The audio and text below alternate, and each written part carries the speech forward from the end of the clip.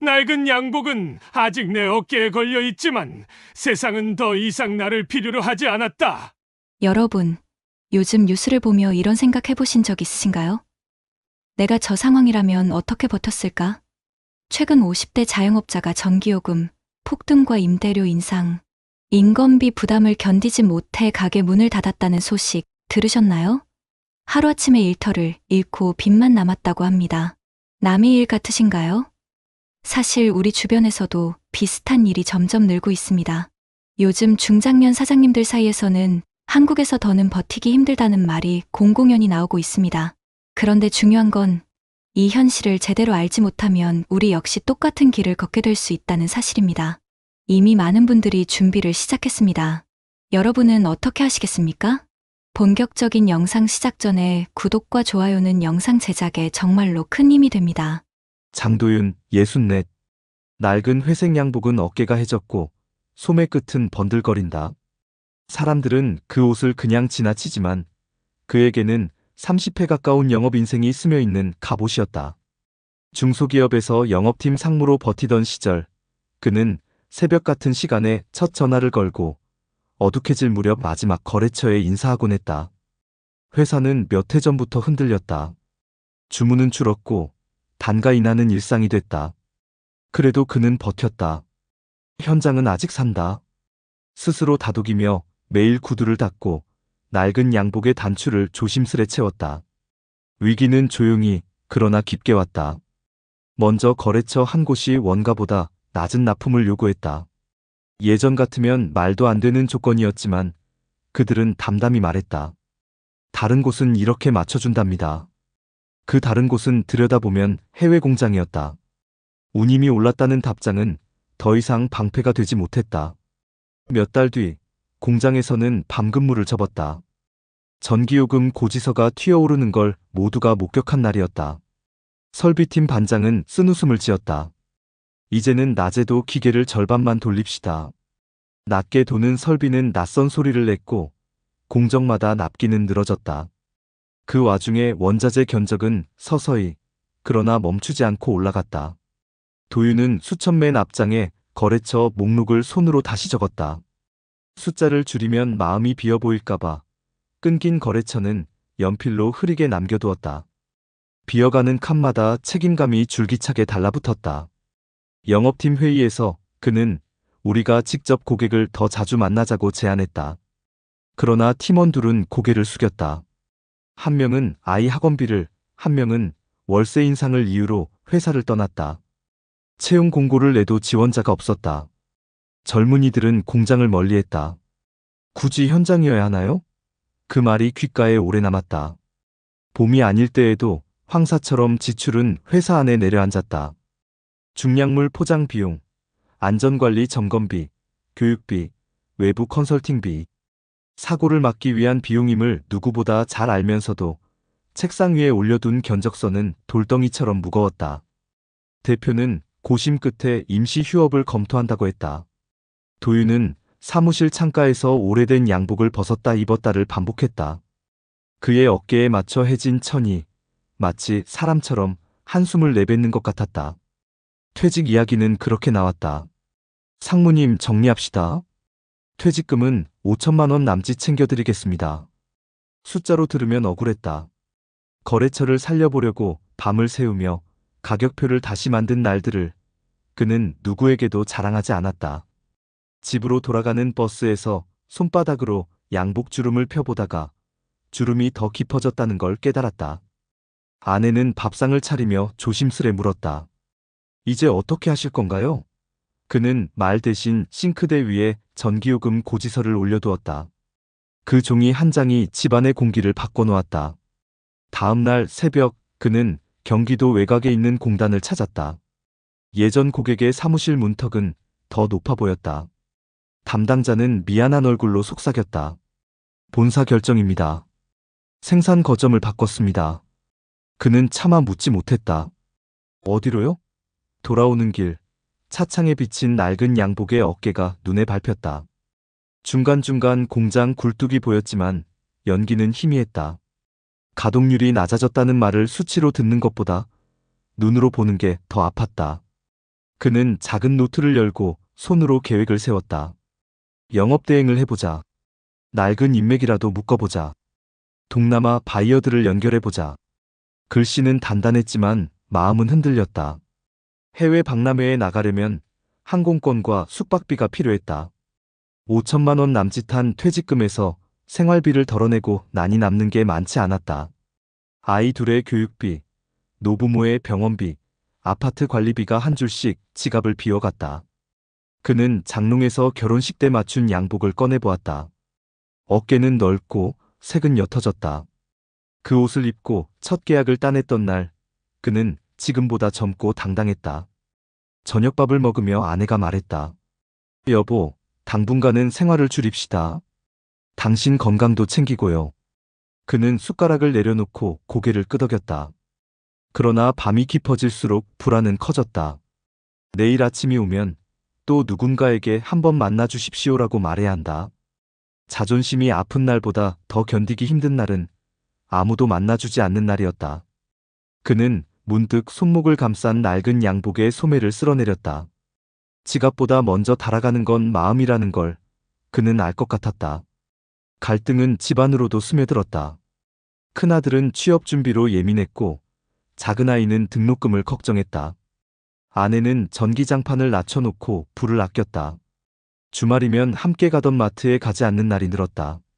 대신 동네 시장에서 필요한 만큼만 샀다. 그의 발걸음은 자연스레 재래시장의 조용한 골목으로 향했다. 빛바랜 간판들 사이로 폐업 정리 세일이라는 문구가 군데군데 붙어 있었다. 그는 그 앞에서 한참을 서 있었다. 자신이 팔아온 제품들, 자신이 세운 수치들이 종이처럼 얇아지는 소리를 들었다. 어느 날 예전 부하 직원에게 전화가 왔다. 상무님, 죄송합니다. 저도 그만둡니다. 다른 데로 가보려고요. 그는 다정하게 말했다. 잘했다. 네 몸부터 챙겨라. 전화를 끊고 한동안 말이 나오지 않았다. 회사는 사람으로 굴러간다. 떠나는 사람을 붙잡지 못하는 업계의 현실이 더 서늘했다. 그날 밤 거실 불을 끄고 창문에 비친 자신의 모습을 바라보았다. 낡은 양복이 어둠 속에서 더 짙어 보였다. 그 옷이 그를 지켜준 세월이 있었지만 이제는 그 옷보다 먼저 세상이 닳아 없어지는 듯했다. 그는 마지막으로 한 번 더 노력해보기로 했다. 남대로 공단협회 모임에 나가 자리가 비자 조용히 명함을 돌렸다. 영업대행 가능합니다. 거래처 관리 가능합니다. 몇몇 사장은 눈을 피했고 몇몇은 손을 잡아주었다. 형님, 요즘 다 힘듭니다. 짧은 위로가 길게 남았다. 돌아오는 길, 초겨울 바람이 양복 사이로 스며들었다. 그는 소매를 여몄다. 낡은 양복은 여전히 그의 체온을 기억하고 있었다. 하지만 그 체온만으로는 겨울을 날 수 없다는 사실도 그는 알고 있었다. 겨울바람이 유난히 매서웠던 2025년 1월, 도윤은 작은 식탁 앞에 앉아 있었다. 전기요금 고지서가 종이 위에 펼쳐져 있었고 그 옆에는 통장 잔고 내역서가 놓여 있었다. 숫자들이 서로 맞지 않았다. 나가는 돈은 늘어나는데 들어오는 돈은 더 이상 채워지지 않았다. 아내는 밥상에 김치찌개를 올려놓으며 힘없이 말했다. 여보, 이번 달은 관리비를 늦게 내야겠어. 카드 돌려막기도 이제 한계야. 도윤은 숟가락을 들었다가 내려놓았다. 그 순간 작은아들이 조심스레 입을 열었다. 아빠, 나 등록금은 그냥 대출 받아서 다닐게요. 휴학하지 말라 하셨지만 이제는 어쩔 수 없는 거잖아요. 아들의 말에 아내는 젓가락을 떨구었다. 방 안 공기가 얼어붙었다. 도윤은 아무 대답도 할 수 없었다. 아빠가 책임질게라는 말을 하고 싶었지만 입술은 굳게 닫혔다. 손끝은 무의식적으로 낡은 양복 소매를 쥐고 있었다. 그 양복은 여전히 그에게 영업 상무 시절의 자부심을 상기시켰지만 지금은 현실의 무게를 씹어 삼키게 하는 촉새 같았다. 며칠 뒤 도윤은 은행을 찾았다. 상담 창구에 앉아 대출을 문의하자 직원은 한참 동안 컴퓨터를 두드리더니 곤란한 표정을 지었다. 고객님, 신용등급이 하락해서 생활자금 대출 한도가 크지 않습니다. 기존 대출 상환 내역도 있어서. 그럼 사업자 대출은요? 예전 거래처 연결을 다시 시작해 보려고 합니다. 지금 상황에서는 담보가 필요합니다. 혹시 집을 담보로? 직원의 목소리가 희미해졌다. 도윤은 고개를 저으며 자리에서 일어났다. 은행 유리문에 비친 자신의 모습은 낡은 양복 어깨가 축 처진 사내였다. 버스 정류장에서 기다리며 손가락으로 소매를 펴보았지만 천의 주름은 펴지지 않았다. 절정은 집에서 터져나왔다. 그날 저녁 큰아들이 문을 세게 닫고 들어왔다. 아버지, 취업 준비 그만두겠습니다. 그냥 알바나 하겠습니다. 학원비도 아까워요. 집에 집만 되는 것 같아서요.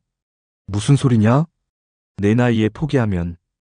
포기는 아버지가 먼저 하신 거잖아요. 회사도 지켜내지 못하시고 집안도 이렇게 만들고. 말이 끝나자마자 큰아들은 방문을 쾅 닫았다. 순간 아내의 눈에 눈물이 고였다. 작은 아이는 말없이 고개를 숙였다. 도윤은 식탁 위 전기요금 고지서를 구겨버렸다. 종이 속숫자가 아니라 가족의 마음이 무너져 내리고 있었다. 그날 밤 도윤은 장롱을 열어 오래된 결혼식 양복을 꺼냈다. 처음 영업계약을 따내고 가족과 웃으며 사진을 찍었던 그날의 옷. 손으로 어깨를 쓸어내리며 그는 속삭였다. 그땐 내가 무슨 일이든 해낼 수 있다고 믿었는데. 눈물이 양복 소매에 떨어졌다. 그러나 전환의 빛은 뜻밖의 찾아왔다. 며칠 뒤 동네 인쇄소를 운영하던 친구가 찾아왔다. 도윤아, 예전처럼 혼자 짊어지려 하지 마라. 우리 같은 사람들끼리 모여 판로를 새로 만들어보자. 네가 해온 영업 노하우가 필요하다. 친구는 오래된 전단지를 보여주며 말했다. 작아 보여도 이런 연대가 버팀목이 될 거야. 도윤은 한동안 말을 잇지 못하다가 고개를 끄덕였다. 손가락은 낡은 양복 주머니 안에 노트를 더듬었다. 새 페이지에 글씨를 적었다. 작은 연대, 다시 시작. 며칠 뒤 그는 동네 복지관에서 열린 소상공인 모임에 나갔다. 차례가 돌아오자 그는 떨리는 목소리로 자신의 이야기를 꺼냈다. 저는 30년 넘게 중소기업 영업팀 상무로 일하다가 결국 회사와 함께 무너졌습니다. 전기요금 고지서를 보고 잠을 설치고 아이들의 등록금 앞에서 무너졌습니다. 하지만 저만 그런 게 아니더군요. 여기에 계신 여러분도 같은 무게를 짊어지고 있다는 걸 압니다. 순간 여기저기서 고개가 끄덕여졌다. 누군가는 저도 가게 접었습니다. 또 다른 이는 저도 작년에 공장 문을 닫았어요. 라고 말했다. 서로의 고통이 하나로 모여 작은 위로가 되었다. 도윤은 마음속 깊은 곳에서 오래 잊고 지낸 감정을 느꼈다. 혼자가 아니라는 안도감이었다. 모임이 끝나고 돌아가는 길, 그는 겨울바람을 맞으며 낡은 양복 단추를 채웠다. 옷은 여전히 해졌지만 더 이상 부끄럽지 않았다. 그것은 무너짐의 상징이 아니라 버텨온 증거였다. 그리고 이제는 새로운 연대의 깃발이기도 했다. 그는 속으로 다짐했다. 이 길이 험하더라도 끝까지 가보겠다. 나 혼자가 아니라 우리 모두와 함께. 여러분 어떠시나요? 위의 사례는 정말 비참하고 서글픈 인생 아닌가요? 하지만 지금부터 소개해드리는 사례는 정반대의 선택으로 행복한 노후를 보내고 있는 분을 소개해드리겠습니다. 김재호, 66. 그는 늘 검소한 사람이었다. 대기업 영업관리 부서에서 35년을 근무한 후 61세에 명예퇴직을 했다. 손에 쥔 퇴직금은 약 1억 6천만 원. 아내 박정희 씨와 함께 살던 서울 외곽의 아파트는 대출이 없었고 아이 둘은 이미 결혼해 제 가정을 꾸리고 있었다. 주변 사람들은 이제는 편하게 쓰면서 살면 되지 않겠냐라고 했지만 그는 쉽게 마음을 놓지 않았다. 정희야, 퇴직금은 절대 함부로 쓰면 안 돼. 우리 앞으로 살아갈 날이 더 길어. 아내는 고개를 끄덕이며 답했다. 나도 알아. 당신처럼 오래 일한 사람이 더 오래 살잖아. 그 대화는 단순했지만 앞으로의 삶을 준비하는 출발점이 되었다. 처음 퇴직했을 때는 막연한 두려움이 있었다. 매달 고정적으로 들어오던 급여가 끊기자 집안의 공기는 묘하게 달라졌다. 다행히 그는 회사에서 마련된 퇴직연금 제도를 꾸준히 활용해왔고 국민연금도 만 63세부터 수령할 수 있었다. 하지만 당시에도 매달 받는 국민연금은 130만 원 남짓, 퇴직연금에서 나오는 생활비를 더해도 충분치 않았다. 여보, 이 돈으로 우리가 병원비랑 생활비 다 감당할 수 있을까? 아내의 물음에 그는 차분히 계산기를 두드렸다. 지금 쓰기 시작하면 10년도 못 가 다 쓸 거야. 대신 이 돈을 굴려야 해. 재호는 퇴직 직후 자산을 네 갈래로 나눴다. 첫째, 생활비 2년치 현금. 둘째, 안정적인 채권형 상품. 셋째, 배당주 위주의 주식형 펀드. 넷째, 노후를 대비한 의료보험과 장기요양보험. 그의 이런 선택은 주변 동년배 친구들과 크게 달랐다. 어떤 친구는 퇴직금을 전부 전세 끼고 상가 투자에 넣었다가 공실로 허덕였고, 또 다른 친구는 무인 카페 창업에 올인했다가 빚더미에 앉았다. 하지만 재호는 한 번도 한 방에 크게라는 생각을 하지 않았다. 그럼에도 불안은 남아 있었다. 2022년 전 세계적으로 인플레이션이 치솟으면서 물가가 급등했다. 전기요금과 가스요금이 연이어 올랐고 식료품 값도 예전의 2배에 달했다. 아내는 시장에서 장바구니를 들고 한숨을 내쉬곤 했다. 예전 같으면 10,000원이면 되던 반찬거리가 이제는 20,000원도 모자라네. 재호는 지갑을 꺼내며 담담히 말했다. 그래도 아직은 감당할 수 있어. 우리가 준비한 게 있으니까. 그러나 그 말 뒤에는 작은 두려움이 숨어 있었다. 혹시라도 큰 병이 생기면. 그의 또래 중에는 암 진단을 받고 치료비로 수천만 원을 쓴 이들도 있었고, 뇌졸중으로 쓰러져 요양병원에 들어간 지인이 있었다.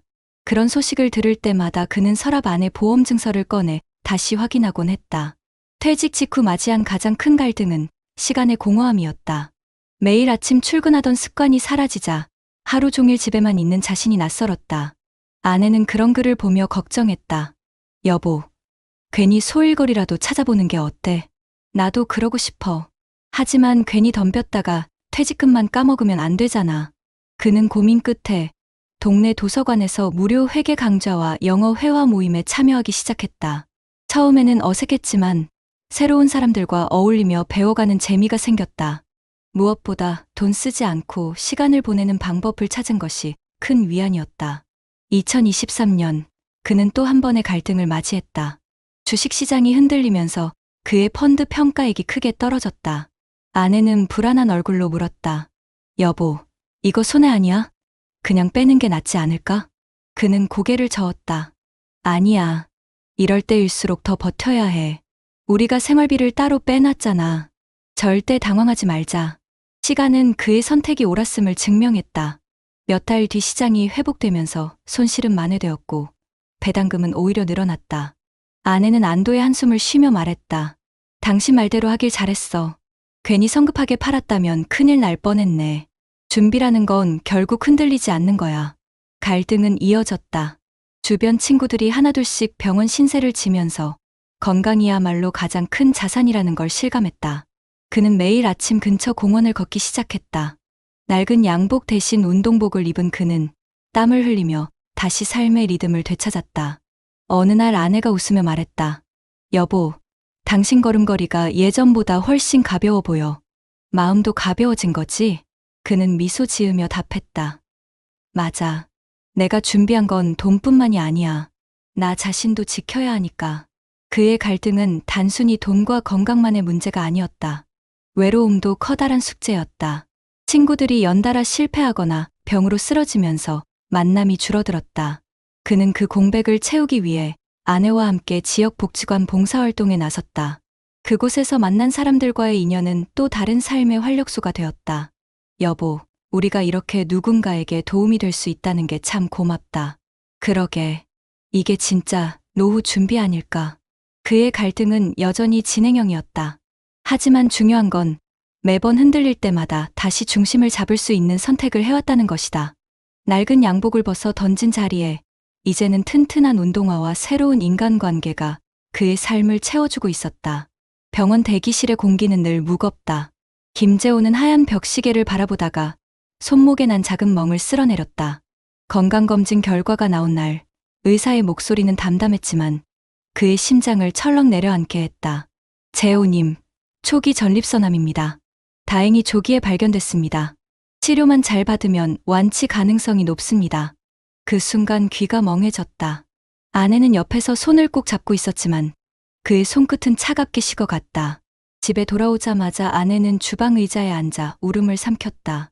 여보, 당신만은 괜찮을 거라 믿었는데 우리가 준비한 게 이럴 때 도움이 되는 거겠지. 재호는 억지로 웃으며 고개를 끄덕였다. 그래. 그래서 내가 보험을 꼬박꼬박 들어뒀잖아. 이제 그게 우리를 살릴 거야. 그는 실제로 치료비 대부분을 보험으로 충당할 수 있었다. 병원비 고지서를 받아 들고도 집안의 공기가 무너지지 않은 건 몇 년 전 그의 선택 덕분이었다. 하지만 병실에 홀로 누워있을 때마다 마음은 흔들렸다. 같은 병실의 한 노인은 자식에게 매일 전화로 돈을 빌려야 했다. 또 다른 환자는 집을 담보로 대출을 받아 치료 중이라며 한숨을 내쉬었다. 나도 퇴직금 있었는데 다 창업에 쏟아부었다가 망했어. 이렇게 병원비 앞에서 무릎 꿇을 줄은 몰랐지. 그들의 이야기는 재호의 가슴을 무겁게 눌렀다. 자신이 다른 길을 선택했기에 그나마 서 있을 수 있다는 사실이 더욱 선명해졌다. 퇴원 후 그는 다시 공원 산책을 시작했다. 바람은 차가웠지만 발걸음은 묘하게 가벼웠다. 옆에서 아내가 말했다. 당신 얼굴이 전보다 환해 보여. 그는 짧게 대답했다. 죽음을 잠깐 스쳐가 보니 하루가 얼마나 소중한지 알겠더라고. 전환의 계기는 손주들의 웃음에서 왔다. 어느 주말 딸이 두 아이를 데려왔다. 저녁상 위에는 된장찌개와 제철 채소 반찬이 놓였다. 손주가 밥을 먹다 말고 물었다. 할아버지, 왜 매일 운동해요? 그는 환하게 웃으며 대답했다. 그래야 내 결혼식도 보고 내 졸업식도 볼 수 있지. 할아버지는 오래 살아야 해. 그 말에 아이가 까르르 웃었고 식탁 위의 공기는 따뜻해졌다. 2025년 새해 아침, 그는 아내와 함께 은행 창구에 앉았다. 국민연금과 퇴직연금에서 매달 들어오는 돈은 합쳐 약 280만 원. 큰 돈은 아니지만 생활비와 병원비를 감당하기에는 충분했다. 아내는 미소를 지으며 말했다. 여보, 이제는 조금은 마음 편히 써도 되겠지. 우리 여행도 다니고. 그는 창밖 눈발을 바라보며 대답했다. 그래, 돈이 아니라 시간이 우리를 지켜주는 거야. 그의 일상은 완벽하진 않았다. 여전히 물가는 오르고 주변 친구들 중엔 병과 가난에 허덕이는 이들이 많았다. 하지만 그는 흔들릴 때마다 중심을 붙잡을 수 있었다. 퇴직 직후의 신중한 선택, 건강을 지키려는 꾸준한 습관, 아내와의 끊임없는 대화 덕분이었다. 친구 모임에서 술잔이 돌던 자리, 그는 조용히 입을 열었다. 나는 퇴직금으로 사업을 하지 않았어. 대신 작은 이자를 선택했고 보험을 준비했지. 그 덕분에 지금도 아이들 앞에서 어깨 펴고 살고 있어. 말을 들은 친구들은 고개를 끄덕였다. 누군가는 속삭였다. 그땐 내가 너무 소심한 거 아니냐 했는데 결국 내가 맞았구나. 집에 돌아와 그는 낡은 노트를 펼쳤다. 첫 장에는 오래전 적어둔 글귀가 있었다. 돈을 모으는 건 기술이지만 지키는 건 지혜다. 그는 마지막 장에 펜을 들어 또박또박 써내려갔다. 행복한 노후는 우연이 아니다. 오늘의 작은 선택이 내일의 웃음을 만든다. 그 글을 쓰고 난 후 그는 창문을 열었다. 겨울바람이 들어왔지만 마음은 오히려 따뜻했다. 아내가 부르는 목소리가 거실에서 들려왔다. 여보, 손주들이 다음 주에 또 온대. 그때는 내가 잡채라도 해줘야지. 그는 웃으며 대답했다. 그래, 이번엔 내가 장도 같이 보러 가자. 여러분, 김재호 씨의 삶은 특별한 성공담이 아닙니다. 누구나 할 수 있는 준비, 작은 습관, 그리고 흔들리지 않는 선택이 그를 지켜준 것입니다. 반대로 아무리 큰 돈을 쥐고 있어도 잘못된 선택을 하면 한순간에 무너질 수 있습니다. 지금 이 순간에도 수많은 사장님들과 은퇴자들이 같은 갈림길 앞에 서 있습니다. 김재호 씨의 노트에 적힌 마지막 문장처럼 행복한 노후는 절대 우연이 아닙니다. 오늘의 당신이 어떤 결정을 내리느냐가 내일의 웃음을 결정합니다. 여러분, 지금 제가 소개해드린 사례가 결코 특별한 이야기가 아니라는 것을 보여주는 통계들이 있습니다. 먼저 대한민국의 공식 자료를 보면 그 현실이 더 선명해집니다. 통계청과 중소벤처기업부가 발표한 자료에 따르면 2023년 한 해에만 국내에서 문을 닫은 자영업체 수가 무려 100만 곳을 넘어섰습니다. 특히 제조업 부문만 따져도 1만 2천 개가 폐업했고 5인 미만 영세 제조업체는 5만 6천 곳이 사라졌습니다. 이 숫자는 단순한 경기 순환의 문제가 아니라 산업 기반이 무너지고 있다는 신호로 해석됩니다. 한국노동연구원이 발표한 보고서에서도 비슷한 결과가 확인되는데 영세 제조업체의 평균 영업이익률이 2010년대 초반만 해도 5% 수준을 유지했지만 2022년 이후에는 1% 이하로 떨어지며 사실상 적자 운영에 가까운 상태가 되었다는 겁니다. 실제 한국은행 조사에서도 2024년 상반기 제조업 평균 가동률이 71% 수준에 머물러 20년 전 80%를 넘던 시절과는 뚜렷하게 대비되고 있습니다. 이러한 하락은 단순히 기계가 덜 돌아간다는 의미가 아니라 일자리와 지역 경제까지 연쇄적으로 흔들리고 있다는 경고음입니다. 또 하나 주목할 점은 인구 구조 변화인데 고용노동부 자료에 따르면 국내 제조업 종사자의 평균 연령이 이미 46세를 넘어섰습니다. 청년층의 유입은 줄고 고령 근로자 비중만 높아지고 있다는 것이죠. 이 현상은 실제 현장에서도 체감되고 있습니다. 인력 부족으로 인해 공장 자동화를 추진하는 업체들이 늘어나고 있지만 중소기업의 경우 투자 여력이 부족해 대체하기가 쉽지 않습니다. 결국 사람은 없고 설비는 노후화되며 생산성은 떨어지는 악순환에 빠지는 것입니다. 해외 자료도 같은 흐름을 보여줍니다. 경제협력개발기구 OECD가 발표한 제조업 고용 보고서에 따르면 한국의 제조업 고용 감소 속도는 OECD 회원국 중 상위권에 속합니다. 독일이나 일본은 제조업 비중이 낮아지더라도 고부가 가치 산업으로 전환하면서 일정 수준의 경쟁력을 유지하고 있지만 한국은 여전히 전체 GDP에서 제조업이 24% 이상을 차지하면서도 체질 개선 속도가 늦어 충격이 더 크게 다가온다는 분석입니다. 국제노동기구 ILO 연구에서도 비슷한 결과가 확인되는데 고령화가 빠르게 진행되는 국가일수록 제조업 기반이 약화되고 자영업자의 폐업률이 높아지는 경향이 뚜렷했습니다. 특히 한국은 인구 구조의 급격한 변화와 맞물려 OECD 평균보다 더 높은 수준의 자영업 폐업률을 기록하고 있습니다.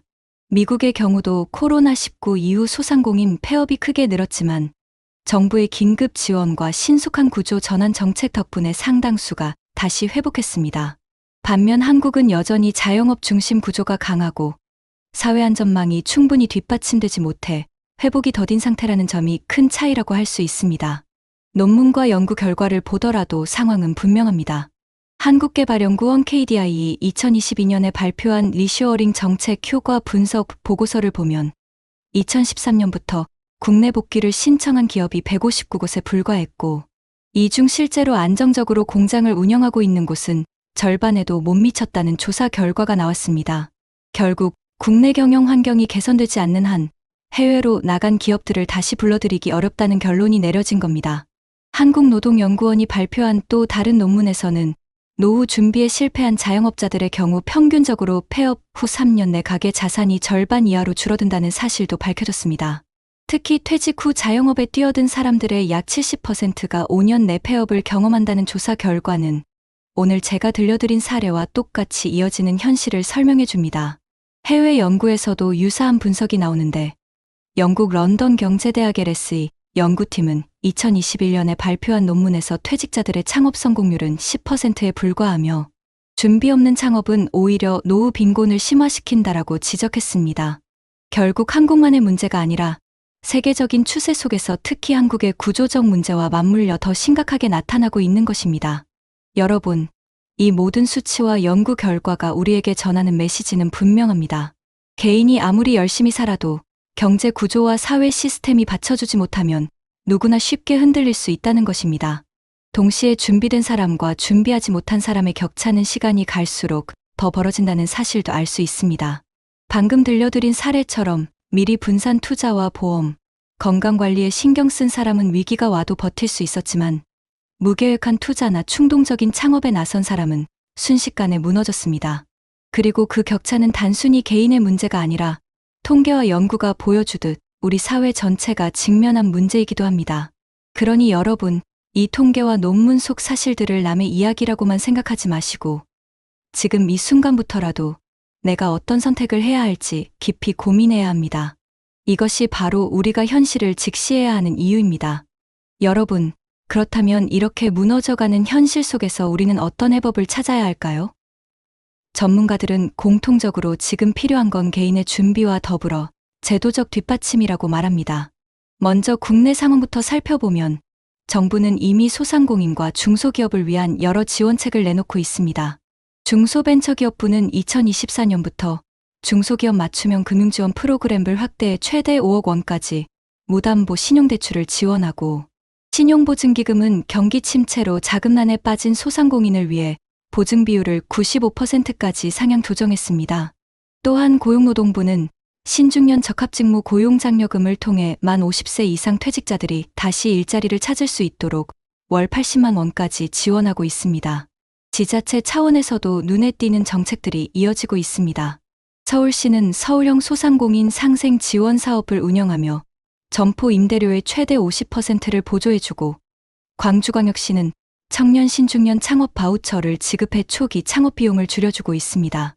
부산시는 지역 제조업 혁신 바우처를 통해 노후화된 설비를 교체하고 스마트 공장으로 전환하는 기업에게 최대 1억 원까지 지원금을 지급하고 있습니다. 이런 정책들은 단순한 자금 지원을 넘어 위기에 처한 사장님들이 다시 일어설 수 있는 기반을 마련하는 역할을 하고 있습니다. 하지만 전문가들은 이런 정책이 단발성에 그쳐서는 안 된다고 지적합니다.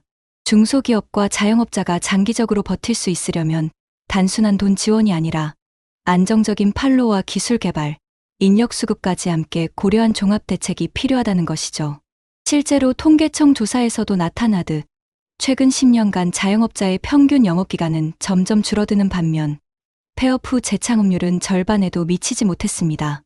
이는 개인의 능력 문제가 아니라 구조적으로 버티기 어려운 환경이 계속 이어지고 있다는 증거입니다. 그렇다면 해외는 어떻게 대응하고 있을까요? 일본은 우리와 마찬가지로 제조업 의존도가 높지만 중소기업 경영강화법을 통해 자금 지원뿐 아니라 세제 혜택과 기술 인력 파견을 패키지로 지원해 기업들이 경쟁력을 유지할 수 있도록 돕고 있습니다. 독일 역시 미텔슈탄트 강소기업 지원 프로그램을 통해 연구개발비의 25%를 정부가 직접 보조하고, 지방정부는 기술인력 교육센터를 운영해 중소기업들이 청년 인재를 직접 채용할 수 있게 하고 있습니다. 미국은 코로나19 이후 페이첵 프로텍션 프로그램 PPP를 통해 중소기업이 직원들을 해고하지 않도록 인건비 보조를 직접 지급했는데, 이 제도는 소상공인의 생존율을 크게 끌어올린 성공 사례로 평가받고 있습니다. 이러한 해외 사례들이 시사하는 바는 분명합니다. 한국도 단순히 자금을 빌려주고 세금 감면을 하는 차원을 넘어서 지역사회와 연계된 장기적이고 지속 가능한 지원 체계를 마련해야 한다는 것입니다. 이미 일부 지자체에서 시도하는 지역 상생 프로젝트, 예컨대 대구의 전통시장 디지털 전환 지원 사업이나 경기도의 스마트 물류 클러스터 같은 정책은 긍정적인 신호로 볼 수 있습니다. 하지만 아직 전국적인 확산이 부족하고 제도적 안정성도 확보되지 못한 상황입니다. 여러분, 지금 우리에게 필요한 것은 단순한 위로가 아닙니다. 앞으로 다가올 10년, 우리가 어떻게 준비하고 어떤 제도를 요구하느냐에 따라 노후의 모습이 완전히 달라질 수 있습니다. 전문가들이 말하듯 개인은 금융 문해력을 키워야 하고 국가는 구조적 안전망을 강화해야 하며 지역사회는 서로를 지탱할 수 있는 연대의 장을 마련해야 한다는 것입니다.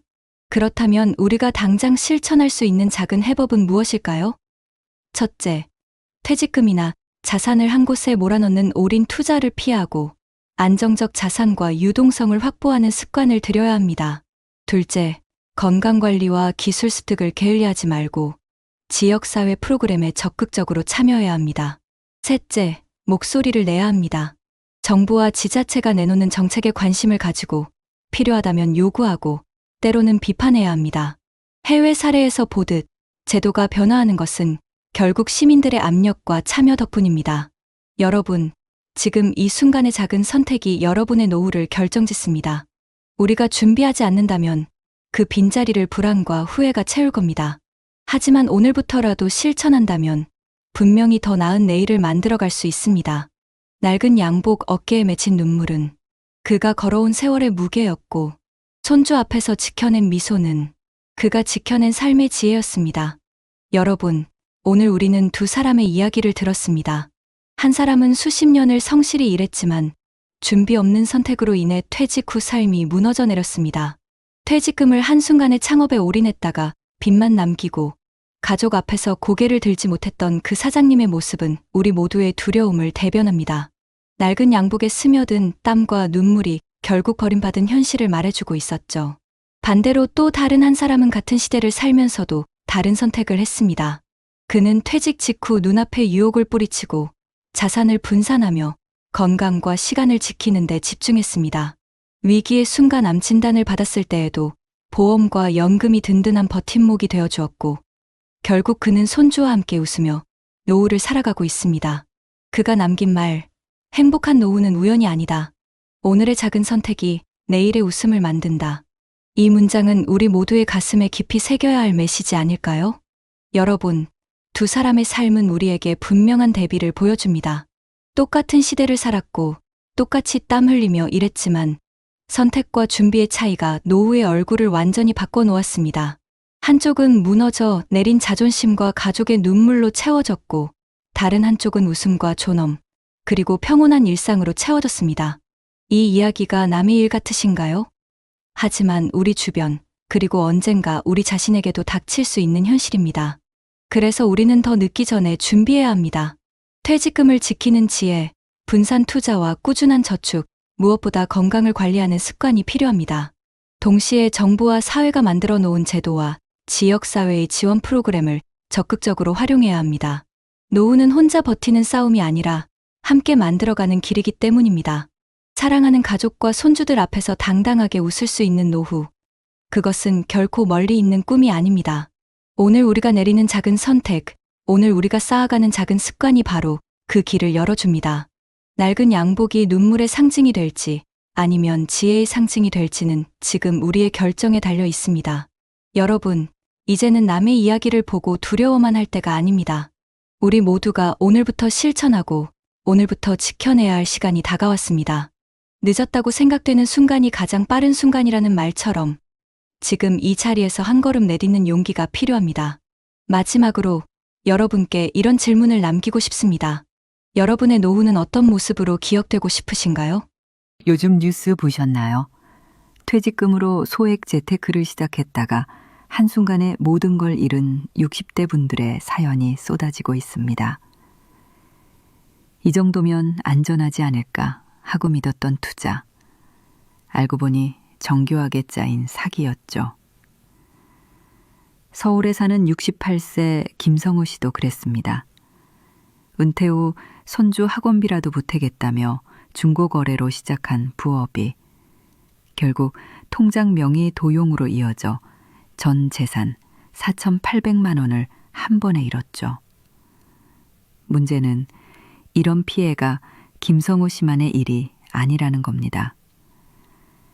최근 경찰청 자료에 따르면 60대 이상 노인을 노린 디지털 금융사기 피해가 1년 새 2배 가까이 늘었다고 합니다. 스마트폰 하나로 세상과 연결되던 믿음이 이제는 가장 큰 함정이 되어 돌아오고 있는 시대입니다. 여러분은 혹시 나도 당할 수 있다는 생각 해보신 적 있으신가요? 제가 그 억울한 사연을 말씀드릴 테니 제발 끝까지 들어주세요. 서울 구로의 오래된 아파트 단지. 올해로 72이 된 정혜수 씨는 오늘도 거실 창가에 앉아 낡은 갈색 서류 가방을 바라보았다. 그 가방은 35년 동안 다닌 중소기업을 떠날 때 마지막으로 들고 나온 것이었다. 땀에 젖은 손으로 늘 쥐고 다니던 그 가방 안에는 평생 일군 직장인의 자부심이 그리고 은퇴의 허무함이 함께 담겨 있었다. 퇴직식 날 사장은 악수를 하며 말했다. 정 부장님 덕분에 회사가 여기까지 왔습니다. 그동안 고생 많으셨습니다. 사람들의 박수 속에서 정 씨는 씁쓸한 미소를 지었다. 손에 쥔 퇴직금 1억 4천만 원의 무게가 한편으론 든든했지만 한편으로는 두렵기까지 했다. 그 돈이 앞으로의 삶을 지켜줄 마지막 방패라는 걸 누구보다 잘 알고 있었으니까.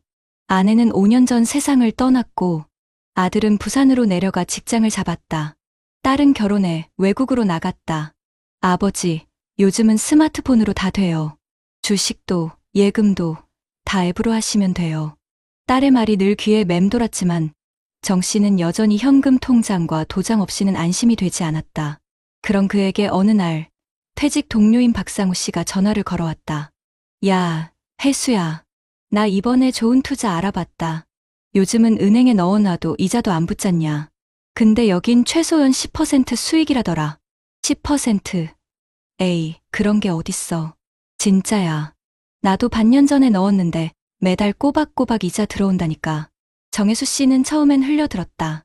하지만 며칠 후 집으로 날아온 전기요금 고지서를 보고 생각이 바뀌었다.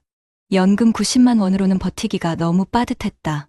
관리비, 공과금, 약값만 내도 남는 게 없었다. 나도 뭔가 해야겠구나. 그날 밤 그는 퇴직금이 입금된 통장을 꺼내 오래 들여다보았다. 잔액 1억 4천만 원. 그 숫자가 점점 작아질 것 같은 불안이 가슴을 눌렀다. 이 돈 내가 불려야지. 그래야 애들한테 손 안 벌리지. 그는 그렇게 결심했다. 며칠 후 박상우 씨가 데려간 곳은 강남의 한 사무실이었다. 벽면에는 미래자산 파트너스라는 간판이 붙어 있었고 정장을 입은 젊은 남녀들이 노트북을 펴놓고 있었다. 한 남자가 다가와 환하게 웃었다. 정 부장님이시죠? 반갑습니다. 요즘 이런 투자 알아보시는 분들이 정말 많습니다. 저희는 중소기업 퇴직자분들 대상으로 안정형 펀드를 운영하고 있어요. 남자는 세련된 말투로 프리젠테이션을 시작했다.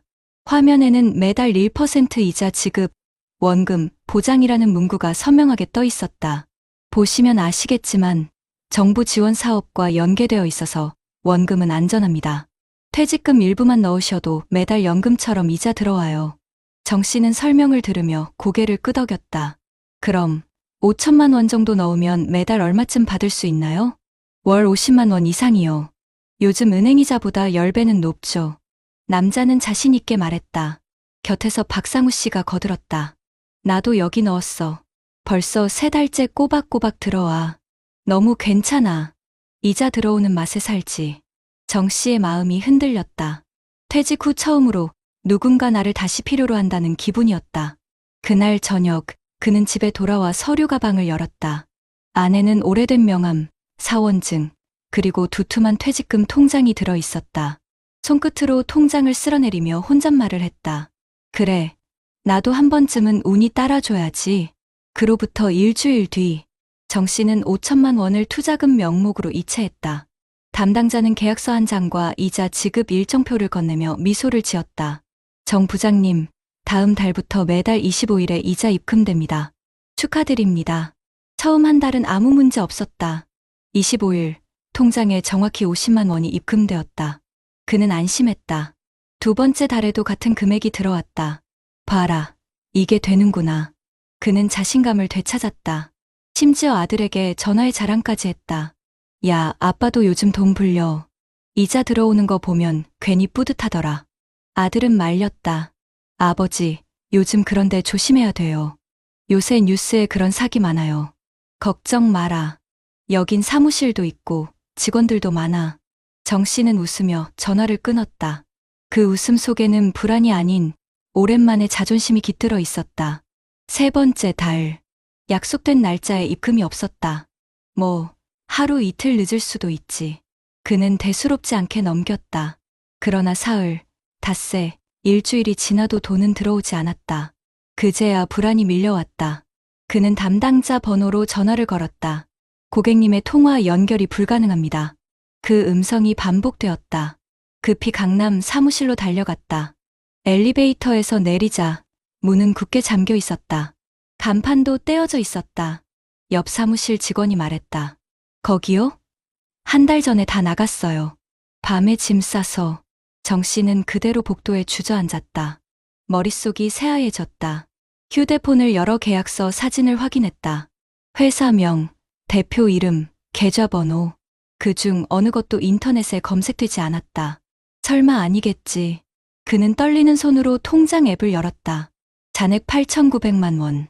5천만 원을 잃었다는 현실이 숫자로 드러나는 순간 숨이 막혔다. 그날 밤 정혜수 씨는 잠을 이루지 못했다.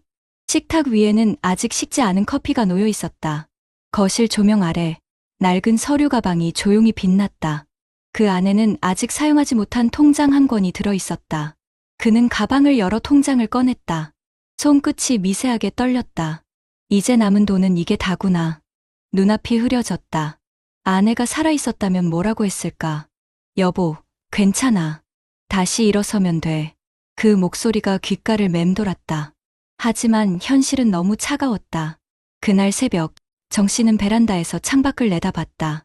불 꺼진 아파트 창문 사이로 유일하게 켜진 가로등 불빛이 희미하게 흔들렸다. 그는 처음으로 깨달았다. 퇴직 이후의 인생은 돈을 지키는 싸움이라는 것을. 그리고 그 싸움에서 자신은 첫 판부터 무너졌다는 것을. 다음 날 아침, 정혜수 씨는 은행 창구에 앉아 있었다. 번호표를 쥔 손이 땀에 젖어 있었다. 예, 고객님. 거래 내역을 확인해 보니까 이건 금융사기 가능성이 높네요. 직원의 말이 끝나자 머리가 멍해졌다. 그럼 제 돈은 다시 못 돌려받는 건가요? 직원은 미안한 얼굴로 고개를 숙였다. 경찰에 신고는 하셔야겠지만 이미 자금이 해외로 빠져나갔어요. 그 한마디가 모든 걸 끝냈다. 그날 오후 경찰서에서 진술서를 쓰며 그는 연신 손을 떨었다. 피해 금액 5천만 원. 그 글자를 적는 순간 가슴이 무너져 내렸다. 퇴직금의 절반, 아내의 장례비를 아껴 모은 돈. 아이들에게 부담 주기 싫어 허리띠 졸라매며 모은 마지막 희망이었다. 이게 다 내 욕심이었지. 그는 자신에게 중얼거렸다. 며칠 동안 집 안은 적막했다. 식탁 위엔 식은 밥그릇이 그대로였고 거실에는 켜지 않은 TV가 먼지를 뒤집어 쓴 채 놓여 있었다. 문 앞엔 우편물이 쌓였다. 정 부장님, 괜찮으세요? 복도에서 들려온 이웃 목소리에 그는 대답하지 않았다. 이틀째 되던 날 밤, 딸에게서 영상통화가 걸려왔다. 아버지, 요즘 왜 연락이 없어요? 얼굴이 많이 상하셨네요. 괜찮다. 짧은 대답뿐이었다. 딸은 울먹이며 말했다. 아버지, 혹시 그 투자 잘 안 됐어요? 정 씨는 아무 말 없이 고개만 끄덕였다. 괜찮아. 아빠 책임이지 뭐. 그 한마디에 딸은 눈시울을 붉혔다. 아버지, 그런 일 많아요. 혼자 속 끓이지 말고 저희랑 상의하세요. 통화를 끊고 나서 그는 오랫동안 휴대폰을 바라봤다. 딸의 화면 속 눈빛이 자신이 잃은 모든 것보다 더 아팠다. 다음 주 그는 구청 복지상담소를 찾았다. 상담사는 조용히 말을 건넸다. 요즘 이런 사례 정말 많아요. 어르신처럼 성실하신 분들이 가장 많이 당하세요. 그 말에 정 씨는 고개를 숙였다. 부끄러워서 아무 말도 못했습니다. 부끄러워하실 일이 아닙니다. 이건 범죄고 피해자분 잘못이 아니에요. 상담사는 디지털 금융사기 예방교육 프로그램을 소개했다. 한번 참여해 보시겠어요? 같은 일을 겪으신 분들이 모여 서로 이야기 나누고 정보도 배우는 자리예요. 정 씨는 망설이다가 조용히 대답했다. 가보겠습니다. 교육 첫날. 회의실에는 10명 남짓한 어르신들이 앉아 있었다. 누군가는 눈시울이 붉었고 누군가는 고개를 숙이고 있었다.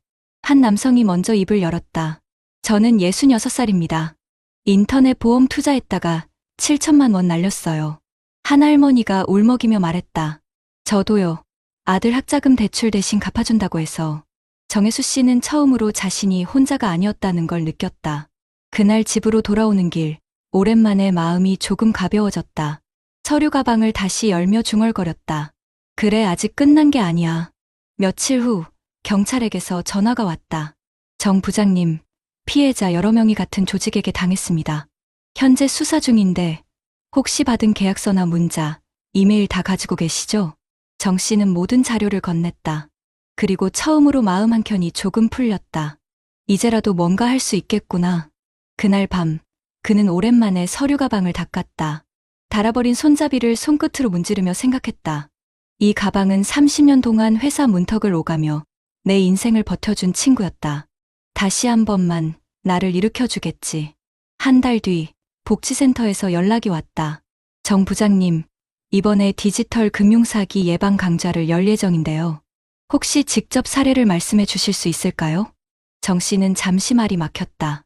제가요? 그런 부끄러운 일을. 아니요. 부장님 이야기가 누군가를 살릴 수도 있어요. 그 말에 그는 천천히 고개를 끄덕였다. 당의 날 아침, 그는 새 셔츠를 꺼내 입었다. 서류 가방 안에 오래된 계약서와 통장 사본을 넣었다. 그건 실패의 흔적이 아니라 이제는 누군가를 지킬 증거였다. 단상 위에 선 그는 천천히 말을 꺼냈다. 저는 퇴직 후 제 돈을 불리려다 모든 걸 잃었습니다. 그런데 그보다 더 아픈 건 제 자신을 미워했던 시간들이었습니다. 청중은 조용했다. 그는 계속 말했다. 하지만 깨달았습니다. 혼자 끙끙 앓는 게 더 위험하다는 걸요. 부끄러워하지 마세요. 우리 세대가 속은 게 아닙니다. 우리의 믿음을 악용한 사람들이 잘못한 겁니다. 그의 목소리는 떨렸지만 단단했다. 앞줄에 앉은 한 노인이 눈물을 닦았다. 나도 당했어요. 근데 말 못했어. 창피해서. 정 씨는 그 노인을 향해 고개를 끄덕였다. 이제는 우리 숨짐합시다. 말해야 바뀝니다. 그래야 우리 세대가 지켜집니다. 강의가 끝난 뒤 복지센터 직원이 말했다. 정 부장님, 오늘 말씀에 많은 분들이 감동하셨어요. 그는 쑥스럽게 웃었다. 그냥 제 얘기한 것뿐인데요. 집으로 돌아오는 길. 봄바람이 따뜻했다.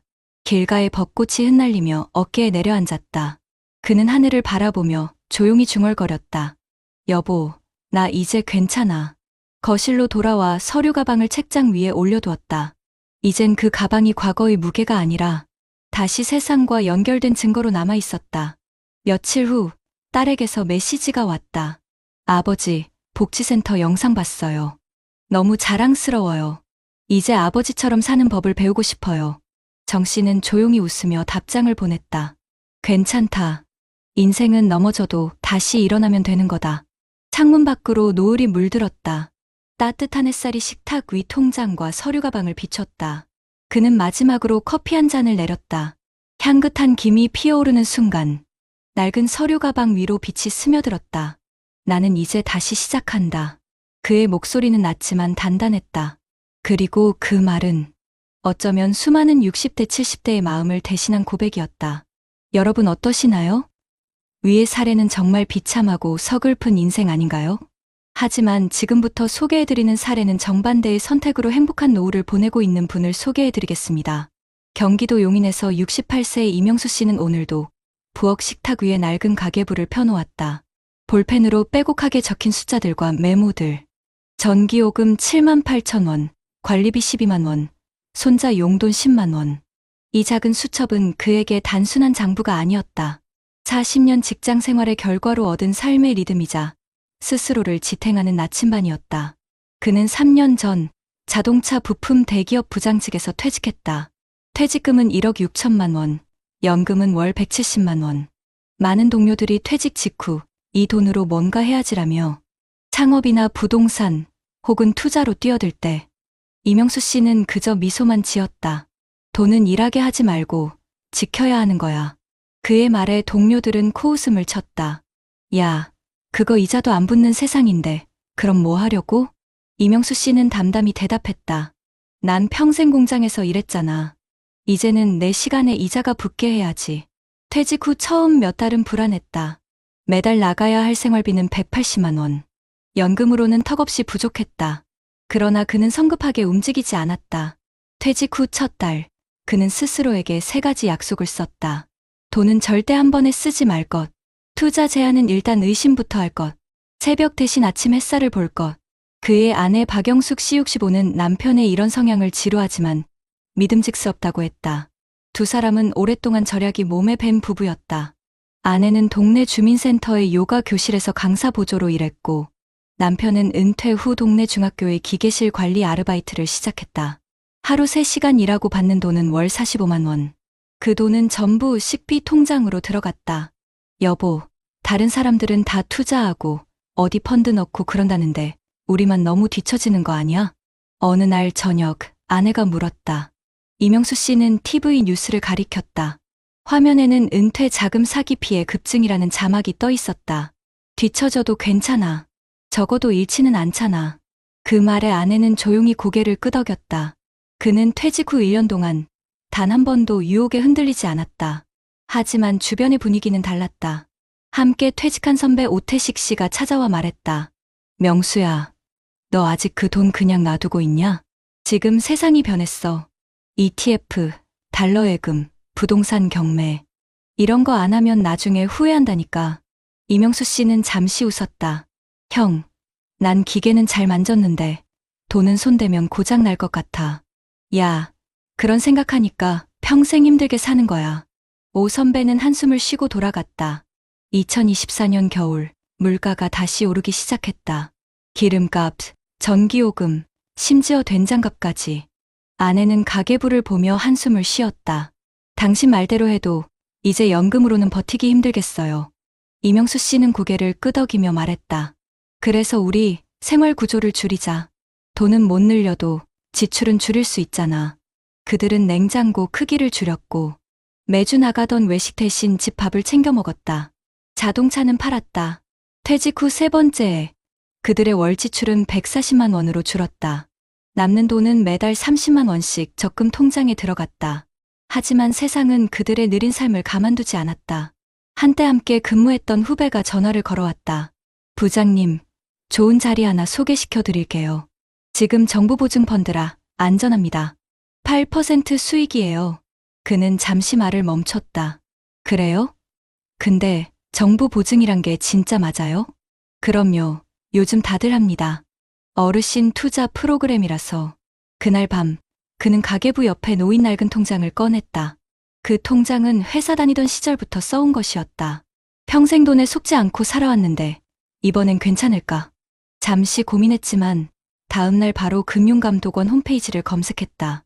결과는 단 한 줄이었다. 해당 업체는 불법 유사수신 행위 신고 대상입니다. 그는 그때 확신했다. 유혹은 늘 가장 달콤한 말로 다가온다. 그날 이후 그는 모든 투자 권유 전화를 자동으로 차단했다. 그는 아내에게 말했다. 우린 느리지만 확실한 길을 가는 거야. 아내는 조용히 미소 지었다. 2025년 봄. 그의 노후는 놀라울 만큼 단단했다. 퇴직금 중 6천만 원은 국민연금 추가 납입 IRP 계좌로 옮겨져 세금 혜택과 안정적 이자를 동시에 얻었다. 나머지 돈은 3개의 예금 통장과 생활비 통장으로 나뉘어 있었다. 그리고 무엇보다도 그는 돈보다 관계를 택했다. 매주 화요일 그는 복지관의 시니어 메이커스 봉사단에서 아이들의 자전거를 고쳐주며 시간을 보냈다. 봉사비로 주어지는 2만 원짜리 상품권보다 아이들의 고맙습니다.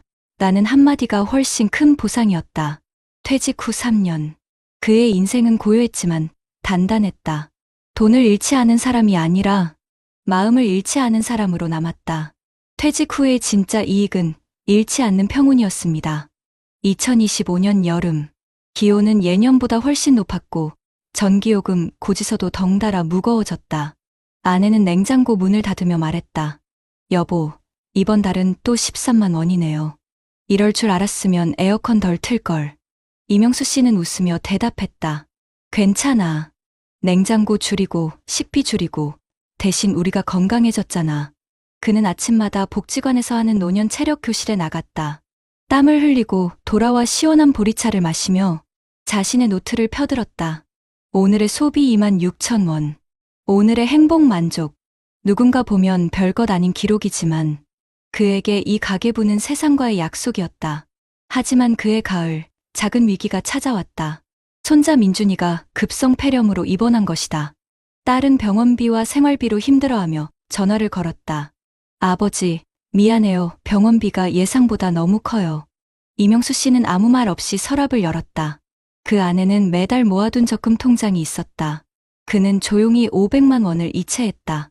며칠 뒤 손녀가 전화를 걸어왔다. 할아버지, 고마워요. 민준이 많이 좋아졌어요. 그 말에 그는 미소 지었다. 그 순간 깨달았다. 그동안 지켜온 돈이 내 노후만을 위한 게 아니었다는 걸. 그건 결국 가족을 다시 이어주는 끈이었다. 겨울이 다가오자 그는 또 다른 결심을 했다. 퇴직 후 3년 동안 모아둔 생활비 잉여금, 그리고 매달 꾸준히 불어난 IRP 잔액을 확인하던 그는 이제 나보다 더 필요한 곳에 쓰자는 생각을 했다. 그는 복지센터에 전화를 걸었다. 저, 작은 기부를 하고 싶습니다. 아이들 교육비로 써주세요. 담당 직원이 물었다. 혹시 금액을 알려주실 수 있을까요? 많진 않아요. 1년에 120만 원 정도. 매달 10만 원씩 자동이체로 부탁드립니다. 감사합니다. 정말 큰 도움이 될 겁니다. 전화를 끊고 나서 그는 고요히 미소 지었다. 돈을 쓰는 가장 좋은 방법은 그게 나에게 다시 돌아올 거라고 믿는 거구나. 이명수 씨의 일상은 소박했다. 아침에는 텃밭을 돌보고, 점심엔 아내와 시장에 다녀오고, 저녁에는 봉사단에서 친구들과 국수를 나눴다. 그의 삶에는 특별한 사건이 없었다. 하지만 그 평범함 속에 진짜 행복이 있었다. 그는 자주 말하곤 했다. 난 이제 돈이 아니라 시간을 번다. 그 말을 들은 봉사단 친구 윤기태 씨 70가 물었다. 명수 씨, 당신은 후회되는 게 하나도 없어 보여. 나는 솔직히 퇴직금 날리고 아직도 잠이 안 와. 이명수 씨는 잠시 생각하다가 대답했다. 기태 형, 난 돈을 벌 때보다 쓸 때 더 배웠어. 돈이 사람을 지켜주는 게 아니라 사람이 돈을 지킬 줄 알아야 진짜 자유야. 기태 씨는 고개를 숙였다. 그 말은 단순한 조언이 아니라 한 시대를 버텨온 사람의 인생 요약 같았다. 2025년 11월. 그는 시니어 경제학교에서 강연 요청을 받았다. 안정된 노후를 만든 작은 습관들이라는 제목이었다. 그는 단상 위에 올라 마이크를 잡았다. 저는 1억 6천만 원을 벌지는 못했습니다. 하지만 그 돈을 잃지도 않았습니다. 제가 한 건 단 하나. 유혹보다 시간을 믿은 겁니다. 청중석에 앉은 어르신들이 고개를 끄덕였다. 그는 말을 이어갔다. 노후는 돈으로 준비하는 게 아니라 습관으로 쌓는 겁니다. 오늘 하루라도 당신의 지출을 적어보세요. 그게 바로 내일을 바꾸는 첫걸음입니다. 그 말이 끝나자 한 할머니가 눈물을 훔쳤다. 나도 이제라도 가계부 써봐야겠네요. 이명수 씨는 미소 지으며 말했다. 늦은 게 아닙니다. 돈은 잃어도 배운 건 남으니까요. 강연이 끝난 뒤 복지센터 직원이 다가와 말했다. 선생님, 다음 달엔 중학교 학생들이랑 같이 하는 재무 수업도 부탁드려요. 그는 놀라며 웃었다. 제가요? 아이들 앞에서요? 네. 요즘 아이들이 빚이 당연한 시대에 살잖아요. 선생님 이야기가 큰 울림이 될 겁니다. 그날 밤, 그는 집으로 돌아와 아내에게 말했다. 내가 아이들한테 돈 얘기 좀 해달래. 아내가 웃으며 말했다. 여보, 그게 당신의 진짜 노후예요. 그는 조용히 창문을 열었다. 겨울바람이 부엌 커튼을 스쳤다.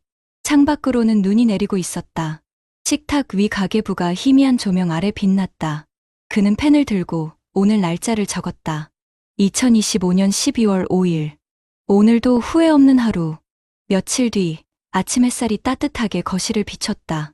이명수 씨는 서랍을 열어 오래된 통장을 꺼냈다. 통장 표지엔 삼성자동차 부품주 퇴직금 수령 계좌라고 적혀 있었다. 그는 그것을 천천히 어루만지며 말했다. 너 덕분에 지금까지 잘 버텼다. 이제 이자는 내가 아니라 삶이 주는 거야.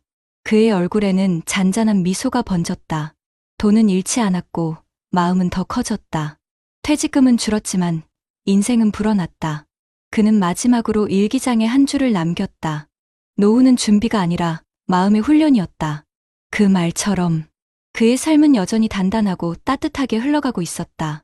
요즘 우리 사회에서 60대에서 70대 이상 고령층이 겪는 금융과 경제적 위험이 통계 속에 명확하게 나타나고 있습니다. 먼저 한국의 현실을 보면 최근 발표된 자료에 따르면 70대 이상 고령 가구의 약 64%가 통장에 3천만 원 미만의 금융자산만 보유하고 있는 것으로 나타났습니다. 이는 대부분의 은퇴자가 퇴직금과 연금 외에 여유 자산이 거의 없는 상태임을 보여줍니다.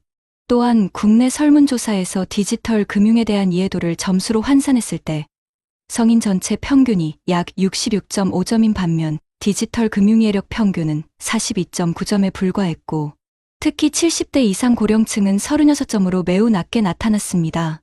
이처럼 자산이 많지 않고 금융 이해력도 낮은 상태에서 고령층은 새로운 금융이나 투자 환경, 사기와 착취의 위협에 상대적으로 취약할 수밖에 없습니다. 실제로 금융감독원의 분류상 보이스피싱 피해액 중 60대 이상이 차지하는 비중이 최근 조사에서 36.4%에 이르렀다는 보도도 있습니다. 즉, 고령층이 전체 피해 규모에서 상당 부분을 차지하고 있다는 뜻입니다. 해외 연구 또한 이 문제를 경고하고 있습니다. 한 연구에서는 고령자 대상 온라인 금융 사기 피해가 디지털 환경 변화 이후 급증했으며 이로 인해 고령자의 심리적, 경제적 고립이 심화되고 있다고 밝혔습니다. 또 다른 국내 종합연구에서는 2008년부터 2022년까지 노인 학대와 경제적 착취의 패턴을 분석한 결과 경제적 착취 사례가 해마다 증가하고 있는 것으로 나타났습니다. 특히 한국형 금융 시스템을 분석한 보고서에서는 현재 60세 이상 인구 비중이 약 27%이며 향후 30년 내 절반에 이를 가능성이 높다고 예측하면서 그에 비해 금융기관과 제도의 대비가 여전히 미흡하다는 지적을 내놨습니다. 이처럼 고령 인구 비율이 빠르게 증가하는 가운데 자산 규모는 작고 금융 이해력은 낮으며 사기와 착취의 표적이 되기 쉬운 구조가 겹쳐지고 있는 것이 현실입니다. 이러한 통계들이 의미하는 바는 명확합니다.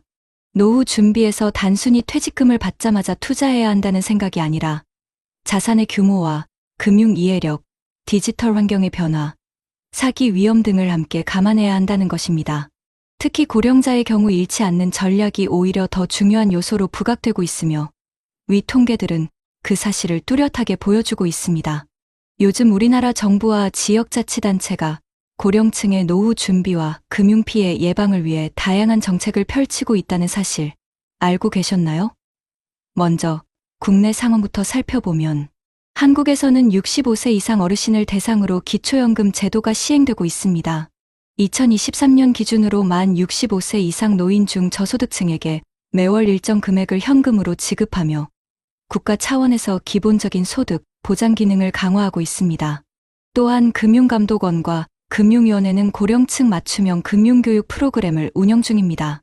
은퇴 후 자산관리, 디지털 금융사기 예방, 모바일 앱 활용법 등 실제 생활에 필요한 교육을 제공하고 있으며 많은 노인분들이 복지관이나 주민센터를 통해 이러한 프로그램에 참여하고 있습니다.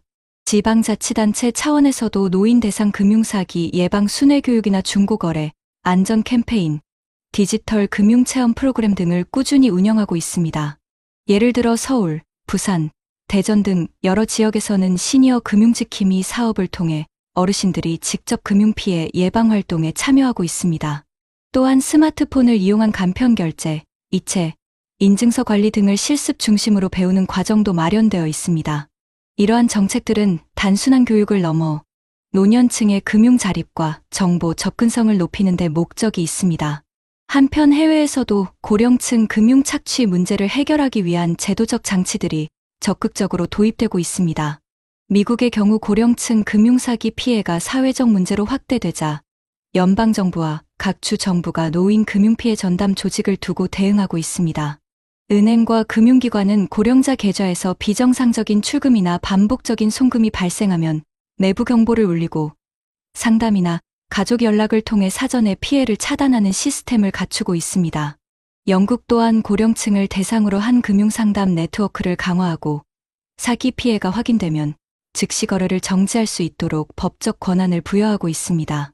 일본 역시 지방자치단체 단위에서 고령자 금융피해를 전담하는 상담센터를 운영하며 지역 경찰과 금융기관이 협력하여 신속하게 대응하고 있습니다. 이러한 국내외 정책들을 종합하면 우리가 실천할 수 있는 현실적인 방법이 보입니다. 첫째, 고령층 본인이 정기적인 금융교육에 참여하는 것이 중요합니다. 복지관, 주민센터, 노인복지센터 등에서 진행하는 금융교육과 스마트폰 활용 강좌에 꾸준히 참여해 디지털 금융 환경에 익숙해지는 것이 필요합니다. 둘째, 자산관리에서는 잃지 않는 전략을 우선시해야 합니다. 고수익을 내세운 상품보다 안정적인 예금, 연금, IRP, 기초연금 등을 중심으로 생활비 구조를 단단히 유지하고 거래 내역을 주기적으로 확인하는 습관이 중요합니다. 셋째, 가족이나 이웃과의 소통 네트워크를 유지하는 것이 필요합니다. 투자 제한이나 이상 거래가 발생했을 때 혼자 결정하기보다 주변 사람이나 복지기관 담당자에게 함께 확인을 요청하면 피해를 줄일 수 있습니다. 넷째, 지방자치단체의 복지제도를 적극 활용해야 합니다. 고령자 일자리 사업, 관리비 지원, 주거 안정보조, 디지털 역량 강화 교육 등은 대부분 신청만 하면 참여할 수 있습니다. 마지막으로 해외처럼 금융기관 차원에서 시행 중인 고위험 거래, 감시 제도를 참고해 개인도 비슷한 습관을 갖는 것이 좋습니다. 평소와 다른 큰 금액 이동이 있거나 타인에게 통장을 맡기라는 요청을 받았을 때는 즉시 은행에 잠정거래 중지를 요청하고 가족과 상의해야 합니다. 이 모든 조치들은 결국 우리의 노후를 지키는 가장 현실적인 방패가 됩니다. 뉴스에서 보았던 안타까운 사례가 남의 일이 되지 않기 위해 지금부터라도 배우고 확인하고 대비하는 습관을 갖는 것이 중요합니다. 오늘 영상을 보고 계신 여러분도 자신의 금융생활을 돌아보고 각 지자체에서 진행 중인 프로그램이나 교육을 꼭 한번 찾아보시기 바랍니다. 그것이야말로 잃지 않는 노후, 그리고 안전하고 존엄한 삶을 위한 첫걸음이 될 것입니다. 한때는 바람에 꺾여버린 나무였지만 시간이 지나고 햇살이 스며들자 다시 새순이 피어났다. 쓰러진 마음도, 무너진 인생도 결국 다시 피어날 수 있음을 믿어본다. 여러분, 오늘 우리는 두 사람의 이야기를 함께 걸어왔습니다. 한 사람은 은퇴 후 전 재산을 잃고 깊은 절망 속에 갇혔던 노인이었고, 또 한 사람은 같은 세월을 살았지만 조심스럽게 그리고 꾸준히 자신을 지켜내며 평온한 노후를 만들어낸 사람이었습니다. 두 사람의 출발선은 다르지 않았습니다. 같은 세월을 일했고, 같은 나이에 은퇴했으며, 같은 세상 속에서 살아왔습니다. 하지만 한 사람은 조금 더 빨리 벌고 싶다는 조급함의 마음을 내주었고, 다른 한 사람은 지금 가진 것을 지키자는 마음으로 하루를 단단히 쌓아 올렸습니다. 그 차이는 단 한 걸음의 선택에서 시작되었지만, 그 결과는 인생의 방향을 완전히 바꾸어 놓았습니다. 우리가 나이를 먹는다는 건 단지 늙는다는 뜻이 아닙니다. 그건 다시 배우는 시기라는 뜻입니다. 젊을 때는 돈을 버는 법을 배웠다면, 이제는 잃지 않는 법을 배우는 때이기도 합니다. 외로움을 견디는 법, 사람을 믿되 너무 기대지 않는 법, 그리고 자신을 지키는 법을 배워야 하는 시기이기도 합니다. 돈을 잃은 어르신의 이야기를 들으며 우리 마음속에도 두려움이 피어났을 겁니다. 나도 저렇게 될까? 나도 저런 실수를 할까? 하지만 다른 한편으로 평온한 노후를 맞이한 분의 삶을 떠올리며 희망 또한 느끼셨을 겁니다. 그분은 특별한 재능이 있어서가 아니라 멈춰서 생각하는 용기를 가졌기 때문이었습니다.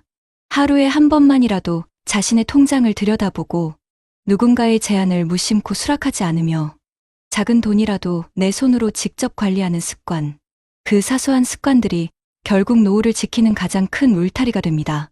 그리고 가장 중요한 건 혼자서 버티지 않는 것입니다. 가족에게, 친구에게, 이웃에게 도움을 청할 수 있는 용기. 그 용기가 바로 인생 후반전의 가장 단단한 안전망입니다. 여러분, 우리 모두 알고 있습니다. 이제는 누군가의 부모로 또 누군가의 어르신으로 살아가야 하는 나이입니다. 하지만 그 말이 결코 무겁거나 슬퍼야 할 이유는 없습니다. 그건 오히려 이제부터 진짜 나를 살아갈 시간이 주어졌다는 뜻이니까요. 누군가는 후회 속에서 노년을 보내지만 누군가는 배우고, 나누고, 성장하며 또 다른 인생을 시작합니다. 행복한 노후를 만든 사람들은 모두 이렇게 말합니다. 늦지 않았습니다. 지금이라도 마음을 다잡으면 인생은 다시 시작됩니다. 그러니 여러분, 너무 늦었다고 생각하지 마세요. 오늘 이 순간이 바로 우리의 출발선입니다. 작은 것부터 실천해보세요. 매일 아침 커튼을 열고 햇빛을 맞이하세요. 휴대폰을 켜서 가족에게 잘 지내니? 한마디 메시지를 보내세요. 복지관에 가서 새로운 친구를 만나고 한 번쯤 금융교육 프로그램에 참여해보세요. 그 모든 순간들이 여러분의 삶을 더 단단하게 지켜줄 것입니다. 우리는 모두 언젠가 같은 길을 걷게 됩니다. 하지만 그 길이 고통으로 가득할지 아니면 감사와 평온으로 채워질지는 지금 이 순간의 선택에 달려 있습니다. 후회로 남는 노년이 아니라 배움과 성장으로 채워진 노년을 만들어 갑시다. 오늘 이야기 속의 두 사람처럼요. 하나는 쓰러졌지만 다시 일어섰고 다른 하나는 넘어지지 않기 위해 배우며 걸었습니다. 그 두 길의 끝에는 결국 같은 깨달음이 있었습니다. 행복은 멀리 있지 않다. 지금 내가 지키는 이 하루가 바로 행복이다. 이제 여러분의 이야기가 시작될 차례입니다. 어떤 노후를 선택하실 건가요? 조급함 대신 여유를, 두려움 대신 용기를, 그리고 후회 대신 감사로 채워진 내일을 선택하시길 바랍니다. 오늘의 영상이 그 길의 첫걸음이 되길 진심으로 바랍니다. 그리고 꼭 기억하세요. 꽃은 한번 꺾였다고 해서 지는 게 아닙니다. 시간이 지나면 다시 피어납니다. 우리의 인생도 그렇습니다. 지금 이 순간, 여러분의 봄은 아직 끝나지 않았습니다. 그 봄을 다시 피워낼 수 있도록 오늘 하루를 따뜻하게 살아가시길 바랍니다. 우리 선생님들, 안녕하세요.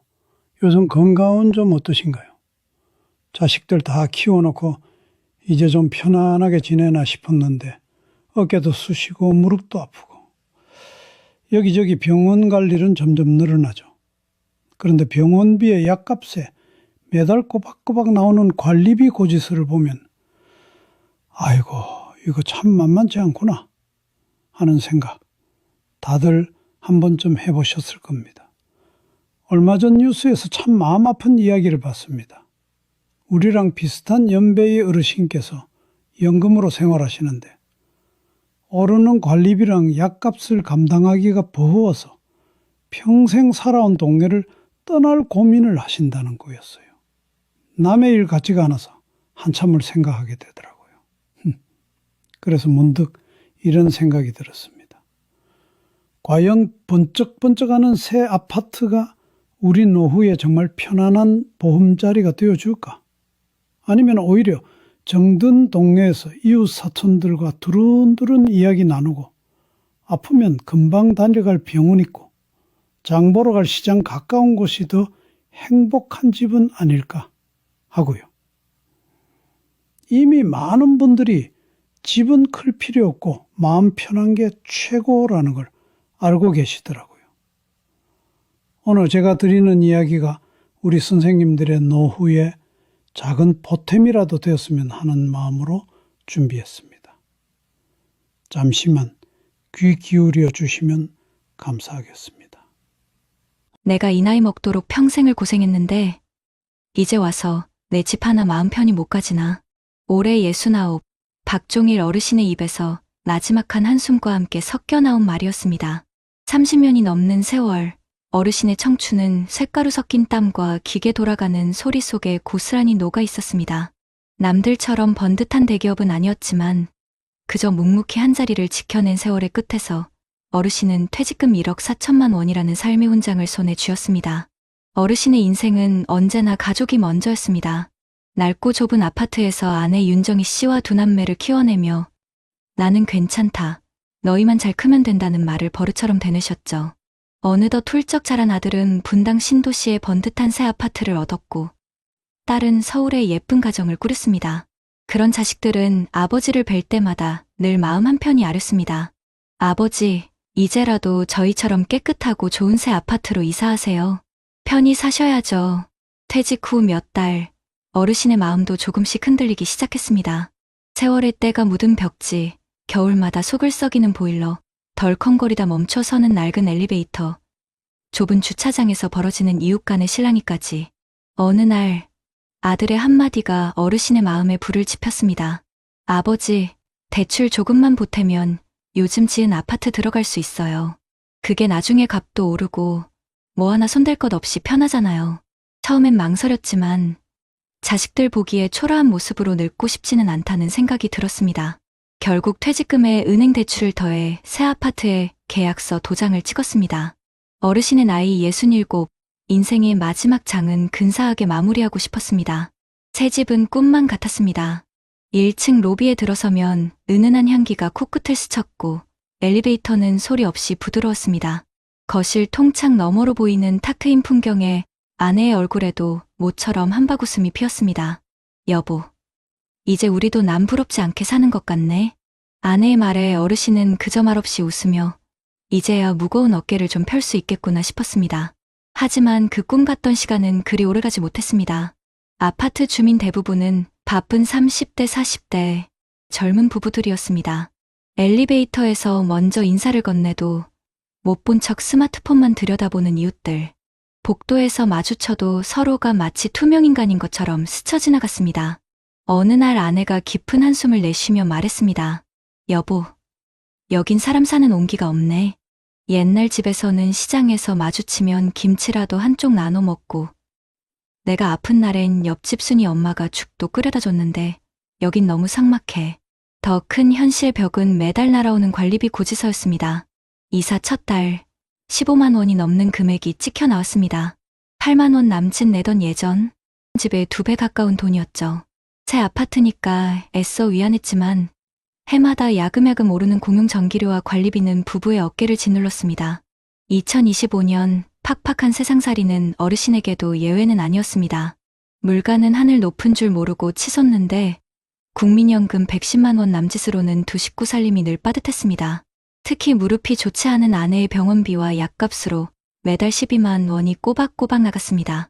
어느 저녁 어르신은 식탁 위 고지서를 한참이나 들여다보다 힘없이 말했습니다. 이것 봐, 관리비가 18만 원이 넘었어. 우리 연금으론 이제 감당이 안 돼. 아내는 아무 대꾸 없이 밥숟가락만 조용히 내려놓았습니다. 아내의 그 침묵이 어떤 말보다 어르신의 가슴을 아프게 찔렀습니다. 불편함은 몸으로도 느껴졌습니다. 널찍하고 깨끗한 아파트 단지 근처에는 정작 아플 때 기댈 병원 하나 없었습니다. 가장 가까운 내과를 가려면 차로 20분을 꼬박 달려 나가야 했죠. 무릎 아픈 아내에게 버스를 타는 건 고문이나 다름없었습니다. 골목만 돌면 약국이 있고 슬슬 걸어 10분이면 시끌벅적한 시장이 있던 옛 동네가 사무치게 그리웠습니다. 여보, 나 이제 병원 가는 것도 지긋지긋해. 너무 멀어. 아내의 푸념 섞인 목소리에 어르신은 속이 답답해졌습니다. 자식들에게 떳떳한 아버지가 되고 싶어 선택한 새 아파트가 도리어 아내를 더 힘들게 하는 족쇄가 된 것만 같았습니다. 어느 추운 겨울날 장을 보고 돌아오던 어르신은 빙판길에 미끄러져 허리를 삐끗했습니다. 너무 아파 지나가던 이웃에게 도움을 청했지만 죄송한데 제가 좀 바빠서요 하는 말과 함께 차갑게 멀어지는 뒷모습만 봐야 했습니다. 홀로 절뚝이며 텅 빈 집으로 돌아오는 그 길에서 어르신은 문득 서러움이 북받쳤습니다. 반짝이는 껍데기만 남은 이 텅 빈 성에서 나는 대체 무엇을 얻었나. 그날 밤 어르신은 먼지 쌓인 앨범을 꺼내 들었습니다. 낡은 사진 속에는 옛날 아파트 앞마당에서 이웃들과 삼겹살을 구워 먹던 풍경, 아이들 웃음소리, 옆집 할머니의 따뜻한 미소가 가득했습니다. 모든 것이 낡고 불편했지만 그곳엔 사람이 있었습니다. 어르신은 조용히 앨범을 덮으며 나지막이 읊조렸습니다. 사람이 사는 데는 집값보다 사람 온기가 먼저였는데 그걸 내가 너무 늦게 알았네. 겨울이 지나 봄이 와도 박종일 어르신의 마음은 따뜻해지지 않았습니다. 매달 불어난 고지서를 받아들 때마다 어르신은 고개를 떨궜습니다. 은행에서 온 문자 알림은 대출 이자 출금 완료라는 차가운 문구로 가득했습니다. 여보, 이자의 관리비, 약값까지 이렇게 살다간 곧 바닥 나겠어. 그 말에 아내 윤정희 씨는 대답하지 않았습니다. 다만 저녁 반찬에서 고기를 한두 번 줄이고 국물에 물을 더 타는 걸로 마음을 대신했습니다. 어느 날 아내가 무릎 통증으로 한밤중에 응급실에 실려갔습니다. 새 아파트 단지에서 가까운 병원은 없었습니다. 택시를 불러 타고 30분을 달려 겨우 도착했습니다. 병원 침대에 누운 아내의 얼굴을 보며 종일 어르신은 속으로 울부짖었습니다. 예전 집이었으면 걸어서 10분이면 병원 도착이었을 텐데 내가 왜 이 선택을 했을까? 아내가 수술대에 오르던 날 어르신은 대기실에 딱딱한 의자에 홀로 앉아 있었습니다. 휴대전화 속 가족 단톡방엔 자식들의 위로 섞인 문자만이 이어졌습니다. 아버지, 힘내세요. 어머니, 금방 나으실 거예요. 하지만 그 순간 옆에서 손을 잡아주고 국밥 한 그릇 건네줄 이웃은 없었습니다. 텅 빈 마음은 차가운 병원 복도만큼이나 쓸쓸했습니다. 경제적인 압박은 점점 더 어르신을 조여왔습니다. 연금으로는 버티기 어려웠고 결국 일부 생활비를 마련하려고 적금을 해지했습니다. 하지만 그마저도 몇 달 가지 않았습니다. 그러던 어느 날 현관문 앞에 붙은 종이 한 장이 어르신의 가슴을 후벼 팠습니다. 관리비 체납 안내. 한 달, 두 달 미루다 보니 결국 체납 보지서가 붙은 것입니다. 새 아파트에 들어온 게 자랑이 아니라 이젠 수치처럼 느껴졌습니다. 절망은 어느 여름날 폭우가 쏟아지던 저녁 극에 달했습니다. 정전이 발생해 아파트 전체가 어두워졌습니다. 엘리베이터는 멈췄고 긴급 대피 안내 방송이 울려 퍼졌습니다. 젊은 부부들은 손전등을 들고 분주히 움직였지만 노년의 부부는 아무도 신경 쓰지 않았습니다. 계단을 겨우 내려와 관리사무소에 도착했을 때 어르신은 이웃의 시선 속에 서서히 깨달았습니다. 여긴 내 자리가 아니구나. 이곳은 내 나이를 받아줄 수 있는 집이 아니구나. 며칠 후 어르신은 다시 옛 동네를 찾았습니다. 좁은 골목길, 오래된 슈퍼마켓 앞에서 주인장이 반갑게 인사를 건넸습니다. 아이고, 박 부장님, 오랜만이시네. 그간 어디 계셨어요? 그 말 한마디에 어르신의 눈가가 젖었습니다. 수십 년 동안 이어온 인연이 낡은 건물보다 더 큰 힘이었습니다. 시장에 들러 콩나물 한 봉지를 사고 걸음을 옮겨 약국을 지나니 약사도 고개를 끄덕였습니다. 어르신, 무릎은 좀 어떠세요? 그 순간 어르신은 새 아파트의 반짝이는 복도보다 이 익숙한 골목이 더 따뜻하다는 걸 느꼈습니다. 결국 종일 어르신은 가족들에게 조심스레 말을 꺼냈습니다. 얘들아, 아버지는 다시 돌아가고 싶다. 새 아파트가 아니라 정든 동네 구축 아파트로. 처음엔 자식들이 반대했습니다. 체면도 있고 집값 문제도 있었기 때문입니다. 하지만 어르신의 단호한 말에 결국 고개를 끄덕였습니다.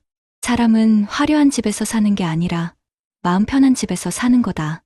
아버지, 이제 깨달았다. 시간이 흘러 어르신은 다시 낡은 아파트로 이사했습니다.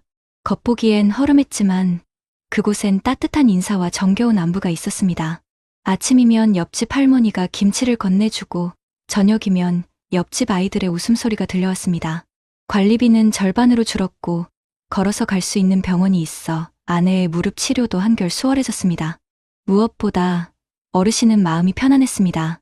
불 꺼진 집에서 이웃을 의식하며 숨죽일 필요도, 대출 이자에 쫓길 필요도 없었습니다. 매일 아침 베란다에 앉아 따뜻한 햇살을 받으며 아내와 함께 차를 마시는 시간이 가장 큰 행복이 되었습니다. 박종일 어르신의 이야기는 우리에게 깊은 울림을 줍니다. 화려한 새 건물보다 중요한 건 사람의 온기, 반짝이는 외관보다 값진 건 생활의 안정, 넓은 평수보다 소중한 건 작은 평화라는 사실 말입니다. 우리 모두 언젠가는 비슷한 선택의 기로에 서게 될 것입니다. 집값이냐, 마음의 안식이냐, 그 순간 박 어르신의 이야기를 떠올려 보면 어떨까요? 여러분 어떠시나요?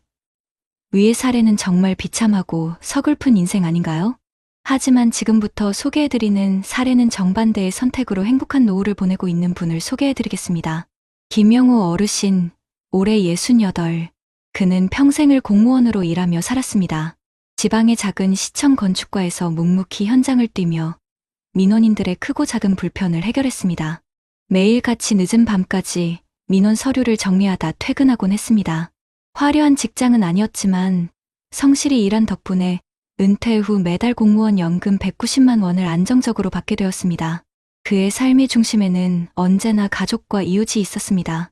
아내 박선희 씨와 함께 낡은 25년 된 아파트에 30년 가까이 살면서 동네 어르신들과 깊은 정을 나눴습니다. 이웃은 김 어르신을 김 부장님이라고 불렀지만 그는 늘 웃으며 말했습니다. 이젠 그냥 영우 아저씨로 불러주세요.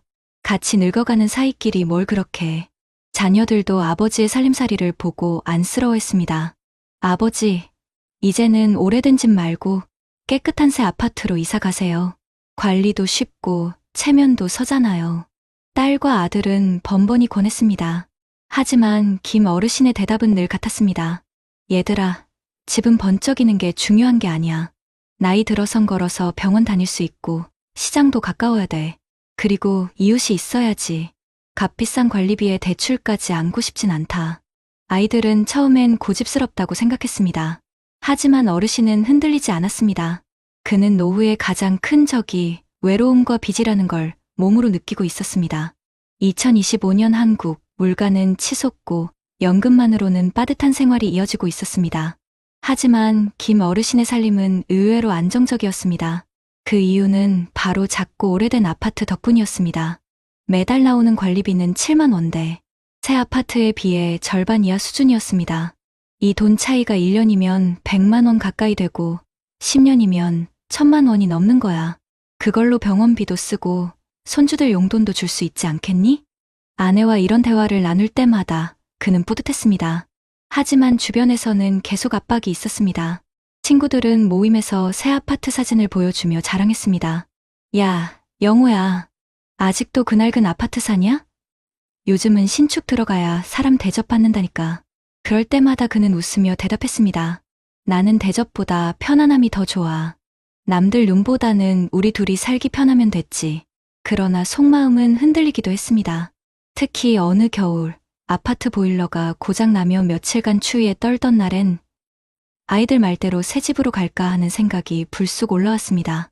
그 무렵 아내가 무릎 수술을 받게 되었습니다. 김 어르신은 걱정했지만 다행히 집 앞에 있는 정형외과에서 정기적으로 물리치료를 받을 수 있었습니다. 아내는 치료를 마치고 집으로 돌아오는 길에 늘 말했습니다. 여보, 병원이 가까워서 얼마나 좋아. 버스 안 타고도 이렇게 다닐 수 있으니 참 복이지. 이때 그는 확신을 가졌습니다. 그래, 새 아파트의 반짝임보다 중요한 건 이런 생활이지. 우리 몸이 늙어가는데 발품 덜 팔고 편히 지낼 수 있는 게 진짜 행복이구나. 그의 하루는 소소했지만 여유로웠습니다. 아침이면 동네 공원에서 친구들과 함께 산책을 했고 점심 무렵엔 전통시장에서 장을 보았습니다. 채소 가게 주인이 인사를 건넸습니다. 김 어르신, 오늘은 무가 참 좋아요. 한 단 가져가세요. 그 말에 그는 미소를 지으며 대꾸했습니다. 그래, 나중에 된장국 끓여야겠구먼. 이웃과의 관계는 김 어르신의 가장 큰 자산이었습니다. 같은 동네에서 20년 넘게 지내다 보니 서로 안부를 묻고 걱정해주는 일이 일상이 되었습니다. 그러나 작은 위기도 찾아왔습니다. 어느 날, 김 어르신이 집 안에서 갑자기 어지럼증으로 쓰러졌습니다. 다행히 옆집 최할머니가 며칠간 창문이 열리지 않는 걸 이상히 여겨 찾아와 준 덕에 큰 위기를 넘겼습니다. 아저씨, 괜찮으세요? 병원 빨리 가셔야겠네. 그 말에 정신이 아득한 와중에도 그는 내가 이웃 덕에 살았구나라는 생각이 스쳤습니다. 이 사건은 오히려 그의 확신을 굳혀주었습니다. 사람은 결국 사람 사이에서 살아야 하는 거야. 나는 옳은 선택을 했어. 그날 이후 그는 더욱 이웃과의 관계를 소중히 여겼습니다. 이웃이 곧 그의 보험이자 진짜 안전망이라는 걸 몸으로 체감했기 때문입니다. 시간은 흘러 김영호 어르신의 노후는 어느덧 5해가 지났습니다.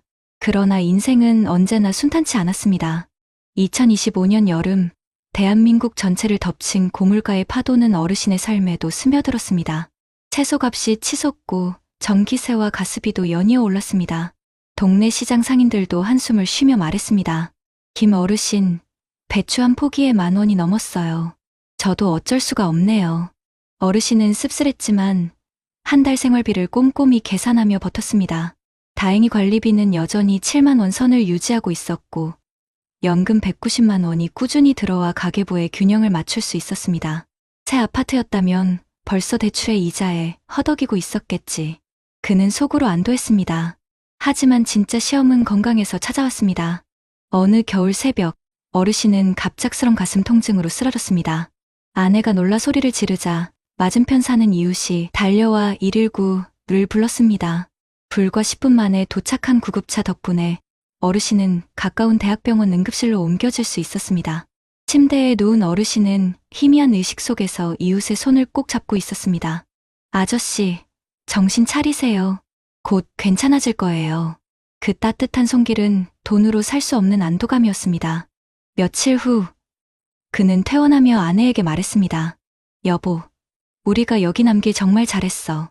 병원이 가까워서 목숨 건진 거야. 그리고 이웃이 있어서 내가 살아난 거지. 그 후, 어르신은 삶을 다시 바라보기 시작했습니다. 병원비와 약값은 결코 적지 않았습니다. 매달 수십만 원이 빠져나갔지만 관리비와 대출 부담이 없었기에 감당할 수 있었습니다. 아내는 남편의 회복을 기원하며 작은 텃밭을 가꾸기 시작했습니다. 베란다 화분에는 상추와 깨잎이 싱그럽게 자랐고 어르신은 아침마다 물을 주며 하루를 열었습니다. 이 작은 쌈 채소가 우리 삶을 풍족하게 만드는구나. 그는 소소한 행복 속에서 인생의 참맛을 다시 느꼈습니다. 이웃과의 관계도 더욱 깊어졌습니다. 동네 경로당에 가면 같은 세대 친구들이 모여 함께 바둑을 두고 건강을 걱정하며 안부를 묻습니다. 명절이면 서로 반찬을 나누고 생일이면 작은 케이크라도 건네는 정이 있었습니다. 어느 날 동네 잔치에서 김 어르신은 마이크를 잡고 이렇게 말했습니다. 여러분, 저는 새 아파트의 화려함보다 오래된 집의 따뜻함을 택했습니다. 덕분에 지금 이렇게 살아있고 여러분과 웃고 떠들 수 있습니다. 그 말에 모인 이웃들은 박수를 보냈습니다. 그러나 세월은 누구에게나 공평했습니다. 아내가 허리 수술을 받게 되었고 집안에 병원 서류가 쌓였습니다. 경제적으로도 여전히 빡빡했습니다. 하지만 그는 불안하지 않았습니다. 우린 빚이 없으니 설사 생활이 빠듯해도 버틸 수 있어.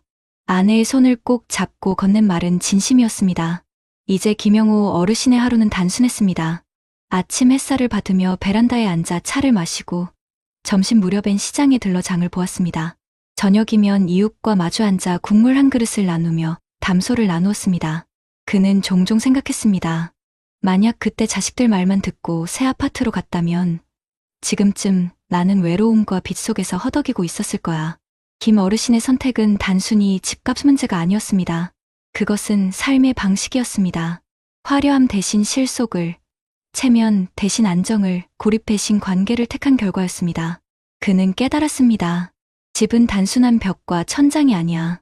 집은 나를 지켜주는 울타리고 내 삶을 담아내는 그릇이야. 그리고 그 그릇 안에 가장 중요한 건 따뜻한 사람들의 온기였어. 시청자 여러분, 김영우 어르신의 이야기가 남일 같으신가요? 우리가 지금 어떤 집을 선택하느냐에 따라 노후의 얼굴은 전혀 달라질 수 있습니다. 비싼 관리비에 시달리며 외로운 삶을 살 것인가, 아니면 소박하지만 따뜻한 관계 속에서 살아갈 것인가. 그 선택은 결국 우리의 몫입니다. 이렇게 김영우 어르신은 정반대의 선택으로 불안이 아닌 평온, 고립이 아닌 온기를 품은 노후를 살고 있습니다. 여러분은 어떤 선택을 하시겠습니까? 여러분, 그렇다면 지금 제가 말씀드린 사례가 단순히 한 사람의 이야기에만 머무는 걸까요? 아닙니다. 실제로 통계와 연구 결과를 들여다보면 우리가 어떤 집에서 어떤 환경 속에서 노후를 보내느냐가 삶의 질에 큰 차이를 만든다는 게 분명히 드러납니다. 먼저 국내 통계를 살펴보면 통계청 고령자 통계 2024에 따르면 우리나라 65세 이상 노인의 약 43%가 아파트에 거주하고 있고 그중 절반 가까이가 신축이 아닌 20년 이상 된 구축 아파트에 살고 있다고 합니다. 특히 이 수치는 단순히 주택 노후화의 문제가 아니라 고령층이 생활비를 고려해 선택한 결과라는 점에서 의미가 있습니다. 보건복지부가 발표한 노인 실태 조사 2023에서도 흥미로운 결과가 나왔는데요. 60세 이상 어르신들에게 주거에서 가장 중요한 요소가 무엇인가라고 물었을 때 무려 1순위가 병원과 시장 같은 생활 편의시설의 접근성이었습니다. 집의 크기나 외관보다 얼마나 가까이에 필요한 것이 있느냐를 훨씬 더 중요하게 생각한 것이죠. 실제로 조사에 따르면 도보 10분 내 병원이 있는 지역에 거주하는 고령층은 그렇지 않은 경우보다 우울증 발생률이 약 30% 낮게 나타났다고 합니다. 이는 단순히 심리적인 안도감 때문이 아니라 건강 문제 발생 시 빠르게 대응할 수 있다는 현실적인 차이 때문입니다. 또 한 가지 눈여겨볼 부분은 주거비 부담입니다. 국토연구원이 2023년에 발표한 고령층 주거복지 연구에 따르면 신축 아파트 거주 고령층의 월 평균 관리비는 평균 15만 2천 원, 구축 아파트 거주 고령층은 8만 원대로 집계되었습니다. 단순히 월 7만 원 차이 같지만 10년 누적하면 840만 원, 20년이면 1,600만 원이 넘는 차이가 발생하는 셈입니다. 노년층의 소득 구조를 고려하면 이 수치는 결코 작은 금액이 아닙니다. 보건사회연구원 조사에서도 은퇴 이후 가계 지출에서 관리비와 의료비가 차지하는 비중이 가장 크게 증가한다는 결과가 나왔습니다. 다시 말해 신축 아파트의 화려한 시설이 주는 만족감은 시간이 지날수록 줄어들지만 매달 나가는 고정비용의 압박은 점점 더 커져 노후 생활을 불안하게 만든다는 것입니다. 국내뿐만 아니라 해외에서도 유사한 연구 결과들이 있습니다. 세계보건기구 WHO가 고령자 주거 환경에 대해 발표하는 노인의 건강과 행복에 있어 주거의 핵심 요소로 accessibility 접근성과 커뮤니티 공동체를 꼽았습니다. 즉, 가까운 거리에 의료상업시설이 있는 것, 그리고 오랜 이웃과 교류하며 살아가는 것이 신체적 정신적 건강을 동시에 지켜준다는 결론이었습니다. 또한 영국 런던에서 발표한 내용에 따르면 신축 고층 아파트에 거주하는 노인들이 구축 아파트나 단독주택에 거주하는 노인들보다 사회적 고립감 점수가 평균 1.5배 높게 나타났습니다. 이는 우리나라 김영우 어르신 사례와 정확히 맞아떨어지는 지점입니다. 새 아파트는 시설은 좋지만 이웃 간의 관계 형성이 어려워 외로움이 커질 수 있다는 것이죠. 한편 일본의 국토교통성이 발표한 고령사회 주거환경 연구 2020에서도 주목할 만한 결과가 있습니다. 일본 역시 초고령사회로 접어들며 우리나라와 비슷한 고민을 겪고 있는데요. 조사 결과 병원, 약국, 시장이 도보 15분 내에 있는 지역에 사는 고령자의 평균 수명이 2.3년 더 길었다는 통계가 나왔습니다. 단순히 오래 사는 것이 아니라 건강한 상태로 살아가는 기간, 즉 건강 수명이 더 길다는 것이죠. 이는 우리에게 매우 시사적인 메시지를 줍니다. 화려한 아파트 자체가 삶을 연장시켜주는 게 아니라 얼마나 생활 기반이 가까이 있는가가 결국 노후의 질을 결정한다는 겁니다. 또 다른 중요한 포인트는 이웃과의 관계입니다. 한국보건사회연구원이 2023년에 발표한 노인 고립 실태 보고서에 따르면 이웃과 정기적으로 교류하는 고령층은 그렇지 않은 고령층보다 주관적 행복도가 2배 이상 높다는 결과가 나왔습니다. 특히 20년 이상 같은 아파트에 거주하며 이웃과 관계를 쌓아온 고령층은 위기 상황 발생 시 도움을 받을 확률이 현저히 높았습니다. 이는 앞서 사례에서 말씀드린 것처럼 옆집에서 창문을 살피거나 국한 그릇을 나눠주는 그 작은 행동이 때로는 생명을 구하는 안전망이 될 수 있다는 사실을 뒷받침합니다. 해외 연구에서도 유사한 결론이 반복됩니다. 미국에 실린 논문에서는 사회적 유대가 강한 주거 환경에 사는 노인의 사망 위험률이 그렇지 않은 노인에 비해 20% 낮다는 결과가 보고되었습니다. 결국 이웃과의 연결이 건강과 생존에 직접적인 영향을 미친다는 것이죠. 이렇듯 국내외 수많은 연구와 통계가 공통적으로 말하는 것은 분명합니다. 나이가 들수록 중요한 것은 새로움이 아니라 가까움입니다. 가까운 병원, 가까운 시장, 가까운 이웃, 그리고 관리비와 주거비 같은 고정비용에서 오는 부담을 최소화하는 것. 이것이 결국 노후의 행복과 안전을 좌우한다는 사실입니다. 김영호 어르신이 택했던 오래된 아파트라는 선택은 단순히 고집이 아니라 통계와 연구 결과로도 뒷받침되는 현명한 결정이었던 것입니다. 여러분도 혹시 지금 고민하고 계신가요? 남들 눈에 좋아 보이는 반짝이는 집이 정말 내 삶을 지켜줄 수 있을까? 아니면 낡았지만 따뜻한 집이 더 안전한 울타리가 되어줄까? 이 질문 앞에 선다면 오늘 말씀드린 통계와 연구들이 작은 길잡이가 되어줄 수 있을 겁니다. 여러분, 그렇다면 이런 문제를 어떻게 해결할 수 있을까요? 전문가들은 한 목소리로 말합니다. 노후 주거의 본질은 화려한 건물이 아니라 생활 안정과 돌봄 네트워크라고요. 그래서 정부와 지자체는 실제로 다양한 정책을 내놓고 있습니다. 먼저 대한민국의 현실부터 살펴보면 보건복지부는 2023년부터 커뮤니티 케어 선도 사업을 확대해 고령자들이 살던 집이나 지역에서 돌봄 서비스를 받을 수 있도록 지원하고 있습니다. 즉, 병원과 멀리 떨어져 있는 고령자라도 방문 간호, 방문 재활 같은 서비스를 이용할 수 있는 거죠.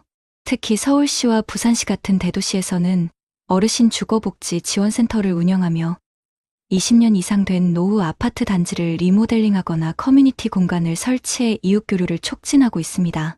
경기도 성남시는 맞춤형 리모델링 지원 사업을 통해 고령자 가구의 낡은 욕실이나 부엌을 무상으로 보수해주고 있고, 전라북도 전주시는 고령 친화 도시 재생 사업을 추진하면서 골목길을 정비하고 소규모 의원약국과 연계해 어르신들이 도보로 이동 가능한 생활권을 보장하고 있습니다.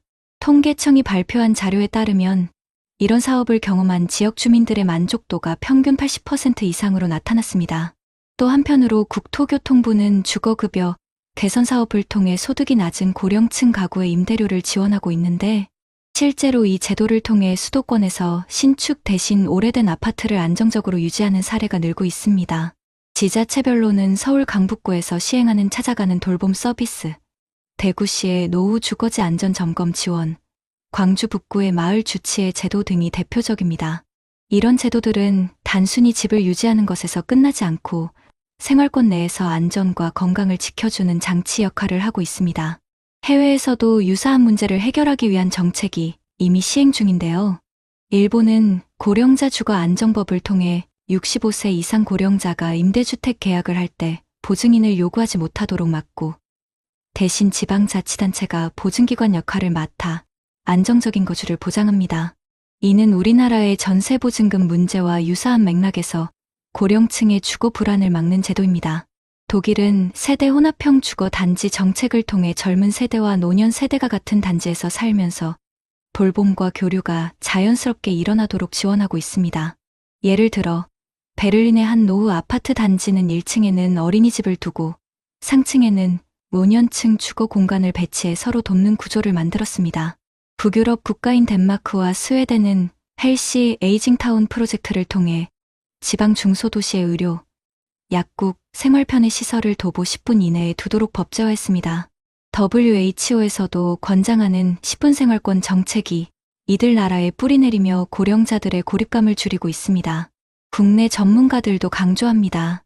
고령층이 행복한 노후를 보내기 위해서는 무리한 대출을 피하고 생활권 내 편의시설이 갖춰진 지역에서 이웃과 연결을 유지하는 것이 가장 중요하다. 실제로 국내 연구 자료를 보면 고령층이 건강주거관계 이 세 가지 조건을 충족했을 때 삶의 만족도가 평균 2배 이상 높아졌다고 합니다. 결국 해결책은 거창하지 않습니다. 우리 주변의 오래된 아파트를 버리기보다는 정부와 지자체 지원을 받아 리모델링하고 이웃과 함께하는 공간을 회복하며 병원과 시장이 가까운 생활권을 지켜내는 것입니다. 여러분, 지금 당장 반짝이는 신축만 바라보다 보면 정작 중요한 가치를 놓칠 수 있습니다. 하지만 지금 소개해드린 제도와 해외 사례처럼 우리가 생활하는 이 자리에서부터 삶을 더 안전하고 따뜻하게 바꾸는 방법은 이미 준비되어 있습니다. 중요한 건 그것을 알고 선택하는 우리의 지혜입니다. 선생님들, 오늘 들으신 두 어르신의 이야기 어떻게 보셨나요? 한 분은 번쩍이는 새 아파트의 텅 빈 고요함 속에서 한숨을 쉬셨고, 다른 한 분은 낡았지만 사람 사는 소리로 가득한 집에서 온기를 느끼셨습니다. 평생을 열심히 살아오신 귀한 세월의 끝자락에서 어쩌다 이리 다른 노후를 맞게 되신 걸까요? 자식들에게 좋은 모습 보이고 싶은 마음, 남들처럼 번듯하게 살고픈 마음 왜 없으셨겠어요? 하지만 우리가 흔히 더 좋은 거지라고 믿었던 것들이 어쩌면 우리를 더 외롭게 만드는 건 아니었을까요? 이 두 분의 모습을 보면서 저도 제 노후를, 그리고 우리 선생님들의 노후를 다시 한번 생각하게 됩니다. 엘리베이터에서 마주쳐도 서로 눈길 한번 주지 않는 차가운 복도를 걷는 삶과 어디 아픈 데는 없냐며 넌지시 안부를 물어오는 이웃이 있는 삶. 선생님께서는 어떤 모습에 더 마음이 가시나요? 매달 날아드는 고지서에 가슴 졸이며 잠 못 이루는 밤과 빚 걱정 없이 두 발 뻗고 편히 주무시는 밤. 어느 쪽이 더 평온할까요? 어쩌면 우리는 너무 오랫동안 잊고 살았는지 모릅니다. 노후에 진짜 필요한 재산은 통장의 숫자나 아파트 평수가 아니라 바로 이런 것들이라는 사실을요.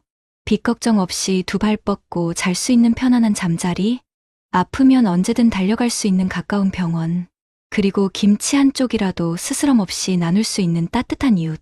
이 세 가지만 우리 곁에 있다면 그 어떤 화려한 집보다 더 든든하고 풍요로운 노후가 되지 않을까요?